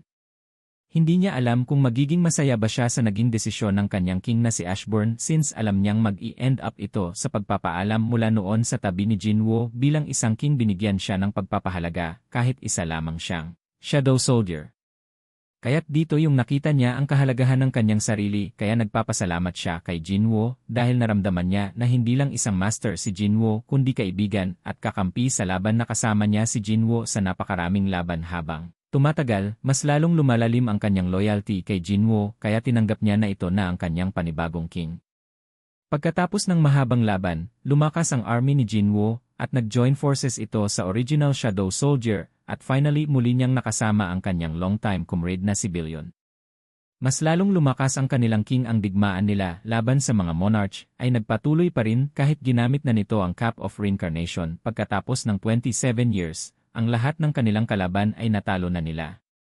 Ang naiwan na lamang ay ang Army of Destruction. Ang oras na inilaan niya sa kanyang bagong king ay ipinagmamalaki niya na siyang dahilan kung bakit nakakalimutan niya si Ashburn, ngunit na-realize niya kung kailan niya huling nakalimutan ang kanyang previous king nung naghahanap si Jinwoo sa school ng kasagutan patungkol sa mga shadow monster. Lumabas itong si Ygritte at inimungkahing sabihin na lamang ni Jinwoo ang totoo. Ngunit wika ni Jinwoo ang pagkalimot daw ay blessings galing sa Panginoon kahit nawala ang alaala nito. Kagagawa naman ito ng Cup of Reincarnation, ang tools ng God which is ang absolute being. Kaya na-realize ni Grace na isang blessings pala ang pagkalimot niya ng kanyang previous king na si Ashburn at dito lang nagtatapos ang ating kwento. Nagsimula ang chapter na ito sa isang gate kung saan natrap ang ama ni Jinwoo sa loob ng dungeon dahil hindi siya nakalabas kaagad pagkatapos niyang matalo ang dungeon boss. Ang mga ruler na nag-approach sa ama ni Jinwoo ay sinabing bibigyan siya ng kapangyarihan upang tulungan sila na pigilan ang mga monarchs, subalit lumuwag ang kanyang pakiramdam nung binigyan siya ng bagong utos ng the greatest fragment of brilliant light na protektahan ang Shadow Monarch. Kung kaya tinulungan niya ang kanyang anak na currently ay ang vessel ng Shadow Monarch. Ayaw niyang makita ni Jinwoo kung paano siya naghirap kaya humingi siya ng sorry sa kanyang anak, ngunit nang nalaman niya na namimiss pala siya ng anak niya at hindi ito nagkimkim ng sama ng loob. Siya ay napaluha at sinabi niyang namimiss din niya ang anak niya. Pinilit ni Song Il-hwan na mayakap si Jinwoo at sinabi niyang gusto pa sana niyang makakwentuhan ang kanyang anak kahit ilang sandali man lang. Nagulat ang batang Jinwoo dahil hindi ito makapaniwala nang nakita niya ang kanyang ama na buhay at muli niya itong makakasama kung kaya't hindi napigilan ni Jinwoo na mapaluha sa sobrang saya. Nang nakita niya na buhay at masigla ang kanyang pamilya at sinabi niyang akala niya isa lang itong panaginip habang napangiti si Sang Il-hwan sa batang Song Jinwoo. Hindi niya napigilan ang kanyang sarili na kimkimin sa kanyang loob ang ginawa ng kanyang anak kung kaya tinakpan na lamang niya ng newspaper ang kanyang mukha upang hindi nito makita na siya ay umiiyak. Nakipagkita si Song Il-hwan sa ruler at tinanong niya kung anong klaseng desisyon ang ginawa ng kanyang anak. Wika ng ruler, ang Monarch of Shadow ay nakapagdesisyon na mananatili dahil ang gusto nito na sa bawat segundo at minuto na ilalaan niya ng oras sa kanyang pamilya ay napakahalaga para sa kanya. Tinanong ng ruler kung gusto pa ba nitong magpatuloy sa pagtatago ng sikreto kay Jinwoo. Wika ni Song Il-hwan since gusto ng kanyang anak na wala siyang alam. Gusto niyang gampanan ang pagiging mabuting ama. Napangiti ang ruler dahil gustong puna ni Song Il-hwan ang pagkukulang nito bilang ama kapag aalis daw siya sa mundong ito. Ang mga ruler ay hindi na muling mangingialam pa sa mundo. Malaki daw ang pasasalamat ng mga rulers sa ginawang tulong ni Song Il-hwan at ng Shadow Monarch. Kaya tinanong ng ruler kung ano ang maitutulong niya kay Sang Il-hwan. Gumaan ang pakiramdam ni Sang Il-hwan nang tinanong ito sa kanya at sinabi niyang kung pwede sana burahin ng kanyang alaala from previous timeline. Wika ng ruler, madali lang sa kanya na gawin yon, subalit bakit kailangan pa itong gawin ni Sang Il-hwan? Sagot ni Sang Il-hwan, mahirap para sa kanya na magpanggap na walang naalala. Lalo na't ang kanyang anak ay napakatalino at saka gusto niyang maging isang normal na ama na palaging nag-aalala para sa kanyang anak. Dahil para sa kanya, si Jinwoo ay hindi isang Shadow Monarch, kundi isang napakahalagang anak na unawaan ng ruler ang sitwasyon ni Sang Il-hwan, kaya ginamit nito ang kapangyarihan upang mawala ang alaala sa previous timeline. Umalis na ang ruler sa coffee shop at umaasa itong mamumuhay si Sang Il-hwan ng mapayapa at masaya pagkatapos lumipat ang eksena sa isang restaurant na mayroong kumakain at nag-inuman. Ipinakita si Jinho na nawalan ng ganang kumain dahil nagkaroon ito ng nervyos. Hindi niya alam na mayroon palang welcome party sa mga baguhan. However, napatanong siya sa kanyang sarili kung bakit siya nakaramdam ng ganito bilang pangalawang anak ng isang mayamang pamilya, namuhay siya na naranasan niya ang lahat. Ngunit ang frozen belly na nakalagay sa kanyang lamesa ay napaka-familiar. Sinabi ng katabi ni Jinho na mag-relax lamang ito. Baka akalain ng iba na ginawa siyang hostage. Pwede naman daw siyang tratuhin ni Jinho bilang isang kaibigan. Subalit dapat daw mag-ingat itong si Jinho sa harap ng ibang seniors. Just in case dahil mayroon silang nakakatakot na senior sa kanilang department. Kaya naisip ni Jinho na parang ang kanyang ama ata ang tinutukoy. Wika ng kanyang kasama na kung kilala ba ni Jinho ang isang famous runner na kilala bilang the idol of track and field na si Cha. Yun yung sagot ni Jinho, you mean Cha Hae-in? Wika ng kanyang kasama. Tama ka, si Cha ng tinutukoy ko. Ito daw si Cha ang girlfriend ng kanilang senior. Pumasok si Jinwoo sa restaurant, kaya nag-say hello ang mga baguhan sa kanya, at tinawag siyang si Mr. Zhang. Umupo si Jinwoo sa harap ni Jinho since dalawa lang sila sa isang table, kaya nanginig si Jinho sa takot habang ang isang estudyante ay umalis sa table at iniwan si Jinho. Nagulat si Jinho sa kanyang senior dahil binigyan siya ng tagay, kaya naisip niyang ito ang unang pagkakataon na makakainom siya ng soju na nasa baso, kaya kaagad kinuha ni Jinho ang baso upang inumin. Dahil natatakot siya sa kanyang senior, napansin ni Jinho na parang may mali sa kanyang ininom. Hindi pala sa soju ang ibinigay sa kanya, kundi isang apple cider juice. Wika ni Jinwoo, bakit naman kita bibigyan ng alcohol? Hindi mo nga alam kung paano hawakan ang baso kapag umiinom ng alak, kaya apple cider na lamang ang kanilang inumin, at sinabi niyang malulungkot siya kapag tatawagin siyang senior ni Jinho. Kaya simula ngayon ang itatawag nito sa kanya ay si Mr. Jinwoo. Nagulat si Jinho kung bakit nakakaramdam siya ng isang natural na pag-uusap at nagtataka siya kung bakit nakikilala siya nito. Hindi pa naman niya sinasabi ang kanyang pangalan sa sumunod na araw. Tumawag si Jinho kay Jinwoo at tinanong kung bakit hindi ito pumunta sa kanilang department room. Wika ni Jinwoo, mayroon daw siyang pupuntahan sa araw na ito. Isang napaka-importanteng bagay na kailangan muna niyang alagaan. Kaya kung maaari, tulungan siyang mag-sign up ng attendance for afternoon lessons. Wika ni Jinho, hindi niya matutulungan sa pag-sign up ng attendance dahil napaka-famous ni Jinwoo sa lahat ng mga professors. Kaya saang bandang mundo daw nagpunta itong si Jinwoo? Sagot ng ating bida na nasa University Hospital daw siya ngayon, kaya asahan niyang si Jinho ang mag-sign up ng kanyang attendance. Ito ay si Jo-hee, ang babaeng unang nakilala ni Jinwoo sa past bago si Chae-en. Nag-aalala si Miss Jo-hee sa kanyang pananalita dahil kahit nakapasa siya sa entrance exam ng University of Seoul, ang kanyang Busan dialect ay napakatigas at hanggang ngayon nahihirapan pa rin siyang magsalita ng Seoul dialect. Nang nakasalubong niya si Jinwoo, bigla niya itong tinanong ng napaka-casual kung nagkakilala na ba sila noon. Pangiting sinagot ng ating bida, hindi pa. Biglang natulala si Miss Jo-hee at umihip ang hangin, kaya inayos niya ang kanyang buhok, subalit napansin niyang bakit bigla siyang nagtanong sa isang taong hindi naman niya kilala. Nagmadaling umalis si Miss Jo-hee dahil baka iisipin daw nito na nagpapa-cute siya. Lumipat ang eksena sa hospital sa isang private room. Mayroon itong mga bodyguards na nakabantay sa labas ng pintuan. Pumasok ang doktor at biglang humingi ng tulong ang kanyang pasyente. Ito ay si Chairman Gogon. Hinapansin ng doktor ang isang bote na nasa lamesa ng chairman at ito nga ay ang Holy Water of Life. Ito yung dahilan kung bakit may pupuntahan si Jinwoo sa hospital. Wika ni Gog-an-hee, isa daw binatilyong bata ang nagbigay sa kanya nito. At sobrang nakakatawa daw dahil ang mga security ay napakahigpit na nagbabantay sa kwartong ito, ngunit nagawa daw nitong iwanan ng bote na hindi man lang nalalaman ng mga security. Subalit ang hindi kapani-paniwala sa sinabi ng binatilyo sa kanya na sa ibang timeline daw ay nakikipaglaban siya sa isang monster kasama ang binatilyo. Kaya ngayon ibinigay sa kanya ang bote na ito upang magpasalamat sa panahon na yon. Pagkatapos ang binatilyo ay bigla na lamang nawala na parang isang ilusyon base daw sa sinabi ng binatilyo kapag iinumin niya ang laman ng bote.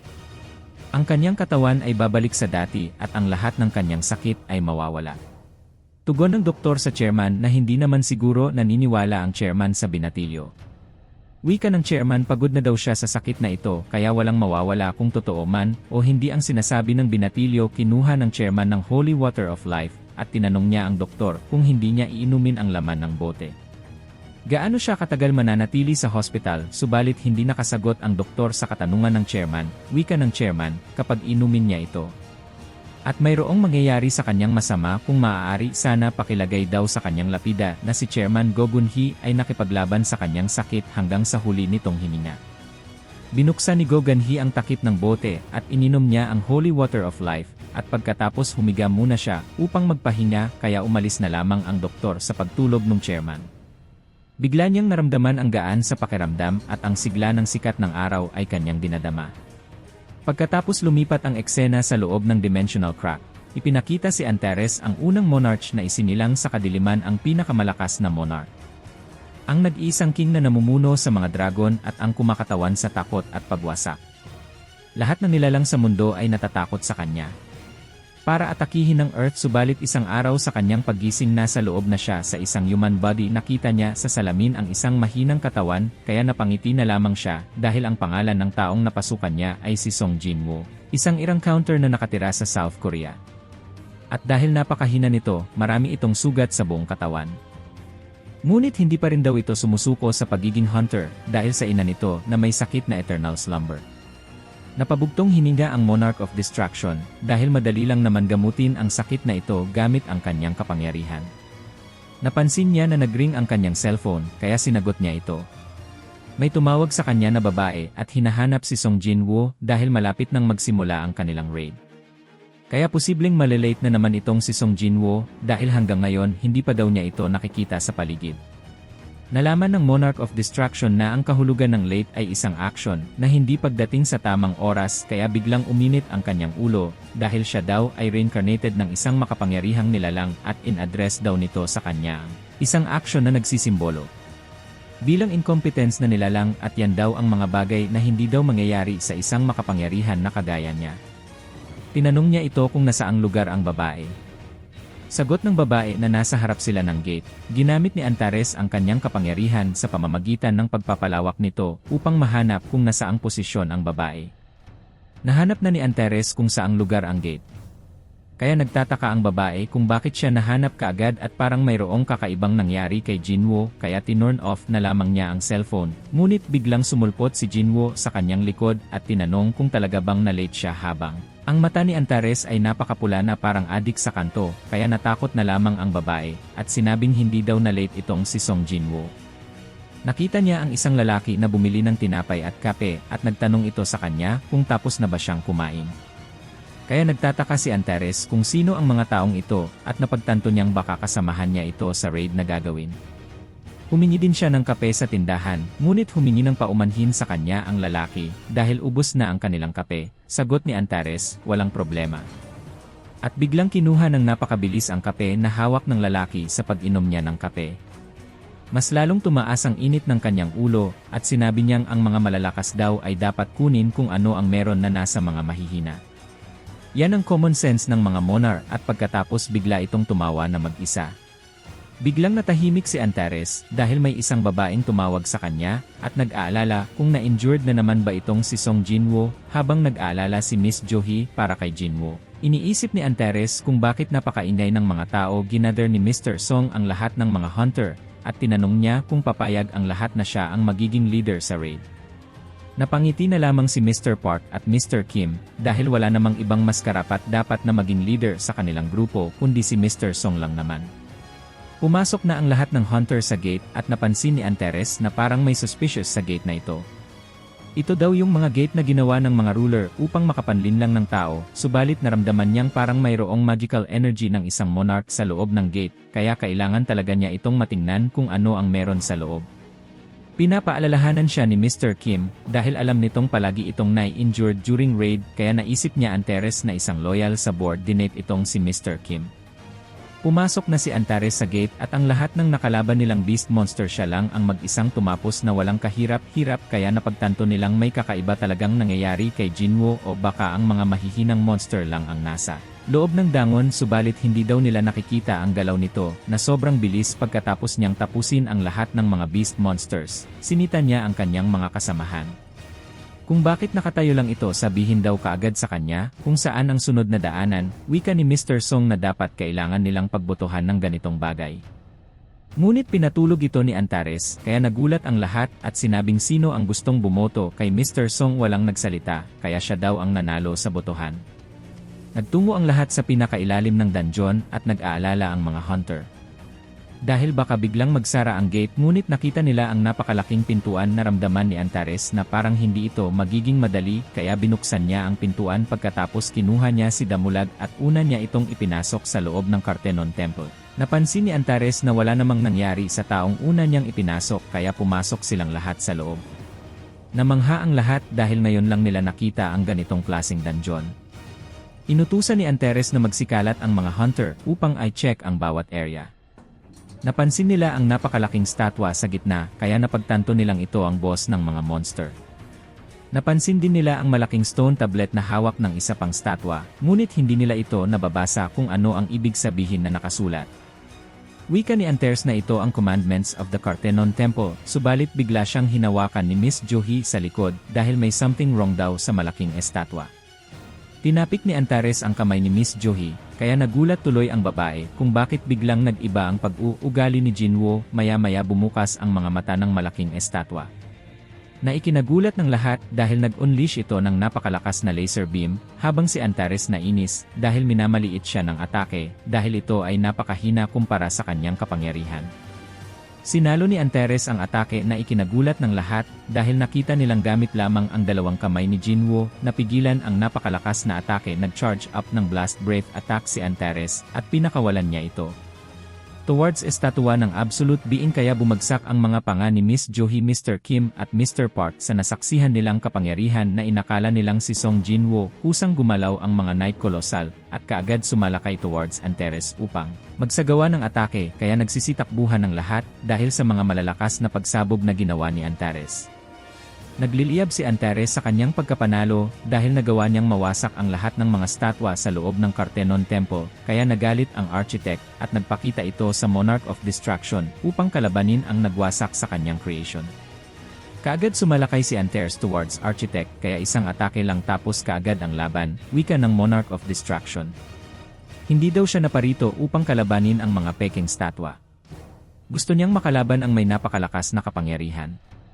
Biglang tumayo ang statwa ng absolute being na parang naging shadow soldier, kung kaya't na-excite ang Monarchs of Destruction, at kaagad naglaban ang dalawa, ngunit biglang gumising si Jinwoo, dahil isa lang pala yung masamang panaginip kaya tumayo na lamang ang ating bida habang pinagpapawisan ang mukha ni Jinwoo.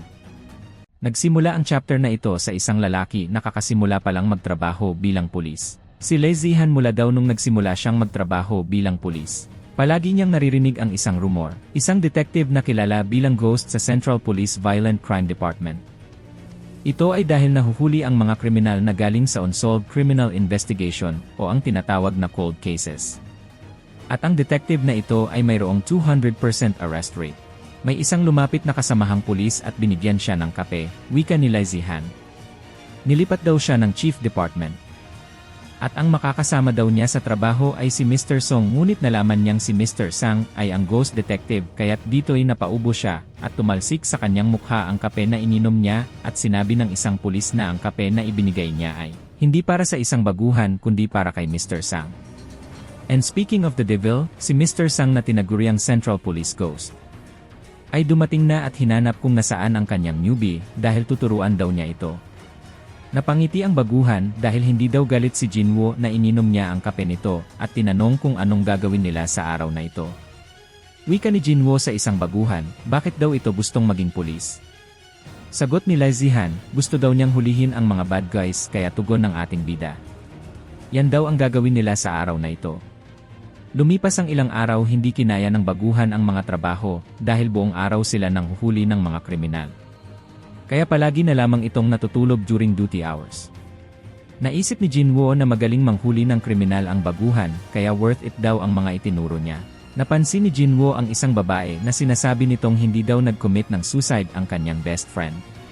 Ipinakita ng babae ang text message ng kanyang kaibigan bago ito namatay at hindi daw ito ang mga mensahe na nag-commit ng suicide pagkatapos ng 3 hours. Lumapit si Jinwoo upang matingnan ang file ng kaso. Nabasa na ng ating bida ang file. At napag-alaman niyang isang babaeng nakita sa bathtub na wala ng buhay dahil sa malaking sugat nito sa pulso kaya nagresulta sa excessive blood loss. Ang kutsilyo na ginamit ay nahanap sa loob ng bathroom at ang fingerprint na nahanap sa crime scene ay sa biktima mismo.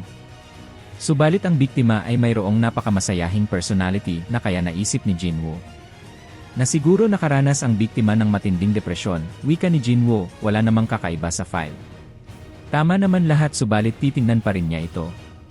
Nagpakilala ang ating bida na siya si Detective Sang Jinwoo at gusto niyang makausap sa pribadong lugar ang babae pagkatapos lumipat ang eksena kung saan pumunta si Jinwoo sa crime scene gamit ang teleportation. Pumasok si Jinwoo sa bathtub at dito'y nakita niya ang mga naiwang labi ng babae. Naisip ni Jinwoo na nagawa niyang ma-extract noon ng isang corpse na matagal nang patay kaya susubukan niya itong muli katulad kay Kamish corpse ang ibig niyang sabihin. Binigkas ni Jinwoo sa litang ares at dito'y nagawa niyang ma-extract ang naiwang dugo ng babae sa bathtub. Nalaman ni Jinwoo muna nag-suicide talaga ang babae kung kaya't tinanong niya ito kung ano ang rason. Bakit pinatay nito ang kanyang sarili pagkatapos lumipat ang eksena kung saan pinuntahan ni Jinwoo ang tatay ng biktima? Nagpakilala si Jinwoo na siya ay isang pulis from Police Station Violence Crime Department at mayroon siyang mga katanungan patungkol sa kaso ng anak nito. Kaya hihingin niya ang oras nito upang makausap ng saglit. Binuksan ng lalaki ang pintuan at sobra itong nag-aalala sa case ng kanyang anak. Kung mayroon na bang resulta, wika ni Jinwoo, as of now, wala pa silang nakita, ngunit mayroon siyang mga katanungan patungkol sa anak nito kaya inaanyayahan niya itong sumama sa kanya. Lumipat ang eksena sa coffee shop kung saan dito dinala ni Jinwoo ang ama ng biktima. Tinanong niya ito kung anong klaseng estudyante si Miss Suyen at kung mayroon ba itong kilala na may galit sa kanyang anak. Wika ng ama ang kanyang anak ay isang mabait na bata at hindi ito gumagawa ng mga bagay na magdudulot ng hate sa iba. Kaya't dito ay tinanong ni Jinwoo sa ama na siguradong mahal na mahal niya ang batang ito. May na-discover si Jinwoo na isang audio file sa gamit ng biktima kaya tinorn on niya ito upang marinig ng ama. Nagulat ang lalaki dahil nalaman niya sa audio file. Ang biktima ay nagsasuffer ng horrible abuse sa kanyang adoptive father mula nung bata pa ito. Sinubukan nitong lumayo subalit ang kanyang adoptive father ay patuloy pa ring nagsisend ng mga mensahe kagaya ng I miss you and I love you kaya nag-end up ang babae na piliin na lamang ang mamatay. Naging seryoso ang lalaki at tinanong kung anong rason kung bakit siya dinala dito at kung may balak daw itong hulihin siya. Kailangan pa daw nitong tumawag ng ilang police officer para mapusasan siya. Wika ni Jinwoo, bibigyan daw niya ito ng dalawang choices. Una, aamin ito sa kanyang kasalanan at susuko sa kapulisan. Pangalawa, kung hindi daw ito aamin sa kasalanan ay pagbabayarin niya ito. Nang napakalaking halaga sagot ng lalaki kung magkano ang kanyang babayaran, nanlisik ang mga mata ni Jinwoo at sinabing ang lugar daw na ito ay hindi ang mundo kung saan siya orihinal nakatira. Nasa ibang mundo sila ngayon, ito daw ang lupain kung saan hindi makakaapak ang hindi niya bibigyan ng permiso. Ito daw ang teritoryo ng Eternal Rest, ang lugar kung saan ang kaharap niya ngayon ay dito na magpapahinga habang buhay. Hindi makapaniwala ang lalaki na ang paligid kanina na punong-puno ng ilaw at liwanag bigla na lamang nagdilim. Natakot ang lalaki at nagtanong kung sino ang kaharap niya. Isa lang daw itong ilusyon o panaginip kaya't dito'y hindi napigilan ng lalaki ang kanyang sarili na tumakbo upang tumakas. Tinapos ni Jinwoo lalaki gamit ang Shadow Soldier, at lubos nagpapasalamat ang babae sa kanyang king. Tinanong ni Jinwoo ang babae kung mayroon pa itong kailangan at gustong kahilingan sa huling pagkakataon. Ibinigay ni Jinwoo ang gift ng babae para sa matalik nitong kaibigan. Nakita nito ang isang basong gift na may nakalagay, "Happy Birthday," kaya napaiyak na lamang ang babae. Sinabi ni Jinwoo, habang paalis na ito, kung hindi daw sana naka-receive ng message ang biktima galing sa adoptive father. Masaya sana ang dalawa na magdidiwang ng birthday party. Pagkatapos lumipat ang eksena sa restaurant at dito'y sinabi ni Jinho na gusto niyang mag-propose ng kasal kay Jina. Kaya nagulat si Jinho sa pinagsasabi ng kanyang kaibigan dahil seryoso daw ito ngayon at ipinakita pa ang kanyang engagement ring. Kung magugustuhan kaya ni Jina ang ring na binili niya, wika ni Jinwoo, wala siyang alam sa mga bagay patungkol dyan. Tugon ni Jinho, ayos lang naman dahil nakahanda siya sa anumang bagay na ibibigay niyang gift para kay Jina. Dagdag pa nito na nagtayo daw siya ng building gamit ang lupa ng kanyang kumpanya. At kapag makatapos na si Jina sa kanyang medical school, gagawin daw niya ito ng sariling hospital. At dito'y naisip ni Jinwoo kung ang building ba na ito ay nagkakahalaga ng 30 billion buwan. Nagulat si Jinho kung paano nalaman ni Jinwoo ang presyo, at naalala na nga ng ating bida nung in-offer sa kanya ni Jinho upang magtayo sila ng building para sa kanilang guild. Wika ng ating bida, hindi naman kailangan ibigay ni Jinho ang lahat dahil isa naman itong magaling at mabait na lalaki. Ang gagawin lamang nito ay magpapakatotoo na paiyak si Jinho sa mga motivational words ng ating bida, kaya gusto niya itong yakapin. Pagkatapos lumipat ang eksena sa bahay ni Jinwoo at dito ipinakita ang isang cute na bata na anak ng ating bida. At isang napakagandang babae na si Cha Hae-in. Wika ni Cha Hae-in habang dala-dala niya ang cute nilang anak. Bakit daw lumabas itong si Jinwoo para uminom na hindi naman ito nalalasing? Sagot ng ating bida na mayroon daw sasabihin sa kanya si Jinho. Kaya sinamahan niya na lamang ito. Kinuha ni Jinwoo ang kanyang anak at napansin niyang palaging napaka-energetic daw ni Suho. Tugon naman ni Cha Hae-in, mahaba daw ang tulog nito kanina. Nagtaka si Jinwoo kung ano ang nangyayari kay Igres at Billion. Nag-aaway ang dalawa kung sino ang magtuturo sa kanila ng sword skills sa Yaong Lord na si Song Suho. Wika ni Cha Hae-in na dapat uwi talaga ng maaga si Jimbo hanggang sa makalakad na si Song Suho since nahihirapan siyang makipag-deal sa anak nila. Lumipat ang eksena kung saan ipinatawag si Jinwoo sa chief officer ng kapulisan. Narinig daw nito na palagi daw nang inialam itong si Jinwoo sa ibang kaso. At ito pala ay si Woo Jin-chul na siyang chief ng mga kapulisan at tinawag ang ating bida na si Hunter Song Jinwoo. Wika ng ating bida, hindi na siya isang hunter, ngunit komportable pa rin si Jin-chul na tawagin si Jinwoo na isang hunter. Dagdag pa ni Jinwoo na nabalitaan daw niyang biglang nawala ang ama ng biktima na nag-commit ng suicide, kaya tinanong niya kung may alam ba si Jinwoo patungkol dito. Wika ng ating bida, wala siyang alam patungkol dito. Dagdag pa ni Jin-chul, coincidentally daw. However, hindi ito ang dahilan kung bakit niya ito ipinatawag. Ibinigay ni Jin-chul lang papel at sinabing si President Go Gun-hee ay nasa critical na kondisyon. Kung kaya nagulat ang ating bida pagkatapos lumipat ang eksena sa hospital. Muling pinuntahan ni Jinwoo si Go Gun-hee. Napansin ni Go Gun-hee ang pagdating ni Jinwoo ay masaya ang matanda nang muli niyang nakita ang binatilyo dahil gusto talaga niya itong makita bago siya magpapaalam. Muling inoffer ni Jinwoo ang Holy Water of Life upang pagalingin si Gog and Hee, ngunit hindi ito tinanggap ng matanda. Dahil sapat na sa kanya ang ibinigay nitong 10 years na muling madagdagan ang kanyang buhay at nagawa na niya ang lahat. Mayroong favor si Go Gun-hee, gusto niyang ipakita sa kanya ni Jinwoo ang mundo na nawala sa kanyang isipan.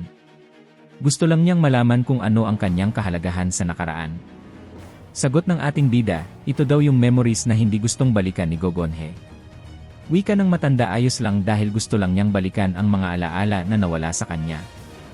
Hinawakan ni Jinwoo kamay ni Go Gun-hee at ipinakita nito ang nakaraan kung saan una silang nagkakilala nung naging estrang hunter si Song Jinwoo, habang unti-unting tumigas ang kamay ng matanda nang nakita niya ang mga alaalang ito.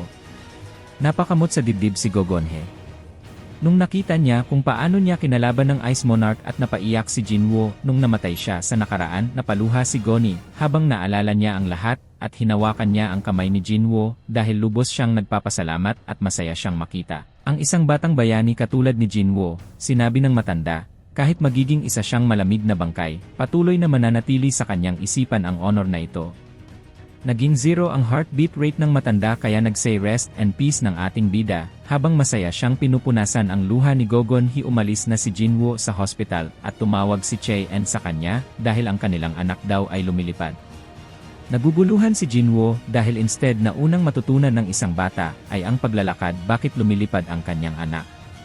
Kaya sinabi niya kay Chae-in na huwag itong mag-alala dahil tuturuan niyang lumipad si Song Soho step by step. Ang alaala ni Vero nung nag-aalala ang queen dahil wala nang makain ang kanyang anak kaya napagpasyahan nitong mag-produce ng panibagong anak na kayang lead ang kanyang kingdom. At dito isinilang ang Ant King na siyang ginawa upang matakot ang mga kalaban na gustong pigilan ang lahi ng mga langgam sa moment na ito. Naaalala ni Vero ang dahilan kung bakit siya isinilang at kung paano niya nakilala ang kanyang king. However, na-realize niyang parang kailan lang mayroong maliit na human na hindi rin natatakot sa kanya. Habang naglalakad si Vero sa loob ng bahay, palagi siyang nakikita ni Suho na parang attract sa kanya ang bata at tinawag pa siyang amp instead na ant hanggang sa lumabas siya ng bahay at lumipad papuntang rooftop. Sinusundan pa rin siya ng infant na si Suho. Nagpakita si Igris sa likod ni Vero at sinabi nitong walang rason na matatakot sa kanya ang bata. Dahil isa daw itong insekto na kasing laki ng tao na nakakalakad at nakakapagsalita, kaya medyo naguguluhan si Vero kung ano ang ibig sabihin ni Igris. Pumunta si Vero sa World of Rest at ni-welcome siya ng balbasing dwarf sa kanyang pagbabalik. Wika ni Vero, kailangan daw nila baguhin ang kanilang plano. Nagulat ang balbasing dwarf dahil gusto na namang baguhin ni Vero ang estatwa ni Jinwoo. Napatapos na at si Vero naman talaga ang may plano nito. Gusto lang niyang i-adjust ang ibang parte ng statwa ng kanilang king. Itinuro ni Vero sa balbasing dwarf ang pagbabago ng kanilang plano at nagustuhan naman ng balbasing dwarf dahil mas maganda daw ang ideya na ito. However, kailangan nila ng dagdag na employee kaya nagmungkahi ang balbasing dwarf na mag-hire ng demons para matapos kaagad ang trabaho. Kaagad namang pumayag si Vero at babalik na lamang siya dahil mayroon muna siyang dapat naligpitin. Lumipat ang eksena sa bahay ni Jinwoo. Mayroong 4 na masamang loob na gustong pasukin ang bahay ng ating bida. Para ipaghiganti ang mga kasamahan nila sa grupo dahil daw kay Jinwoo nasira ang kanilang samahan at nagkawatak-watak ang kanilang gang kung kaya ipaghihiganti nila ang mga namatay nilang member sa pamamagitan ng pagnanakaw sa bahay mismo ng. Ngunit si Vero ay nasa likod na kaya hinawakan niya ang bibig ng magnanakaw dahil baka gumising ang Little Lord. Nakakatulog pa lang habang ang isang magnanakaw ay hinimatay na pagkatapos lumipat ang eksena sa World of Rest. Kinuha ng balbasing dwarf ang radyo clan ng mga demonyo sa Demon Castle upang makatulong sa changes ng statwa ng kanilang king. At makikita natin ngayon si Lady Ezel at ang ama nito. Lumipas ang ilang araw, ipinakitang masaya ang mga Shadow Soldier dahil tapos na ang statwa, lalo na ang balbasing dwarf dahil nagawa talaga niya kung ano ipinapagawa sa kanya ni Commander Vero at dito'y masayang masaya si Vero dahil sigurado siyang magugustuhan ito ng kanyang king. Kapag makikita nito ang napaka-magnificent na statwa kasama ang anak nito, ang Little Lord na si Song Suho. Wika libero, kapag darating ang araw na makakapasok ang Little Lord sa mundo ng World of Rest, sigurado siyang isa itong makabuluhang regalo para sa anak ni Jinwoo. Ngunit nagulat siya dahil ang Little Lord na tinutukoy niya ay nagawang makapasok sa loob ng World of Rest. Lumipas ang panahon, ang Little Lord ay nagsimula ng mag-aral subalit nagulat ang teacher dahil ang palagi nitong dino-drawing ay ang kakaibang klaseng langgam. Napatanong si Chae-in kung anong meron sa iginuguhit ng kanyang anak. Wika ng teacher in charge na ang ginawa ni Suho ay nag-ask na draw ang kanyang kaibigan, ngunit ang ginuhit nito ay isang langgam na may 2 paa at 2 kamay. Wika ng teacher, mayroon pang ibang drawing dyan na ipinapagawa sa kanya ng teacher na mag-draw pa ng iba pang mga kaibigan at ang ginuhit nga nito ay si Task at Billion. Ang sunod na drawing wika ng teacher ay ang pamilya at dito nga ipinakita ang drawing ni Suho na ang kanyang ama at may itim na tao sa likod at ang huling drawing ni Suho ay ang kanilang bahay na napapalibutan ng napakaraming itim na tao. Tugon ng teacher, ito ang dahilan kung bakit ipinatawag niya si Chae-in dahil si Suho ang unang bata na may ganitong klaseng drawing. Tinanong ng teacher kung bakit daw din drawing nito pati ibaba ng kanilang bahay. Tugon daw ng bata, ito ay dahil ang mga kaibigan ng kanyang pamilya ay nasa ilalim ng kanilang bahay. Akala nila na binubuli lang si Suho subalit napansin nila na mayroong magandang asal at ito ay napakabait na bata, kaya hindi na lamang nila ito pinapansin. Na-promote si Jinwoo bilang chief ng mga pulis kaya kinongratulate siya ng mga kasamahan sa trabaho. Natanong si Jinwoo kung bakit bigla nitong tinanggap ang promotion. Tugon ng ating bida, wala daw siyang choice kaya tinanggap na lamang niya. Muli itong nagtanong kung ang dahilan ba ng pagtanggap ng promotion ito ay dahil sa pera. Napasmile na lamang ang ating bida dahil naalala niya nung hunter pa siya ay tumatanggap na limpak-limpak na salapi kumpara sa pagiging isang pulis. Nakauwi na si Jinwoo sa bahay at ipinakita ni Chae-en ang drawing ng kanilang anak sa school. Natawa si Jinwood dahil nasa 5 years old pa lamang ang kanilang anak, subalit magaling na daw itong mag-drawing ng N. Kaya nainisip Chae-in dahil wala namang nakakatawa sa drawing. Nag-aalala si Chae-in dahil natatakot daw ang ibang bata, parang nagbabago daw ang kanilang ekspresyon kapag lumalapit sila kay Soho. Naisip ni Jinwoo ito ay dahil ang mga batang lumalapit sa kanyang anak ay nakakaramdam ng Moner power, kaya na-realize ni Jinwoo na kapag ang kapangyarihan ng Shadow Moner ay patuloy na lumalaki sa loob ng katawan ng kanyang anak. Ito'y napaka-imposible na makaranas siya ng isang normal na buhay habang tinitingnan ni Jinwoo ang kanilang marriage photo na dinidikitan ni Soho ng mga image kung saan nakikipaglaro siya sa mga Shadow Soldier. Nakapagdesisyon si Jinwoo na burahin ang alaala ng kanyang anak patungkol sa mga Shadow Soldier at ang sarili nitong kapangyarihan upang mamuhay ng normal ang kanyang anak. At ibabalik na lamang niya ito sa tamang edad. Ipinakita ni Jinwoo ang drawing ni Suho kay Vero at dito'y nalungkot si Vero at humingi siya ng pahintulot kay Jinwoo na magpapaalam muna siya sa kanyang Little Lord bago sila umalis.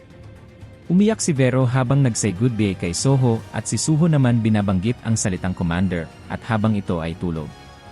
Hinawakan ni Jinwoo forehead ng kanyang anak upang burahin ang alaala nito patungkol sa mga shadows at isa naman itong matinding sacrifices na ginawa ni Jinwoo para sa kanyang pamilya. Lumipas ang ilang taon, ipinakitang si Sang Suho ay isa ng high school student.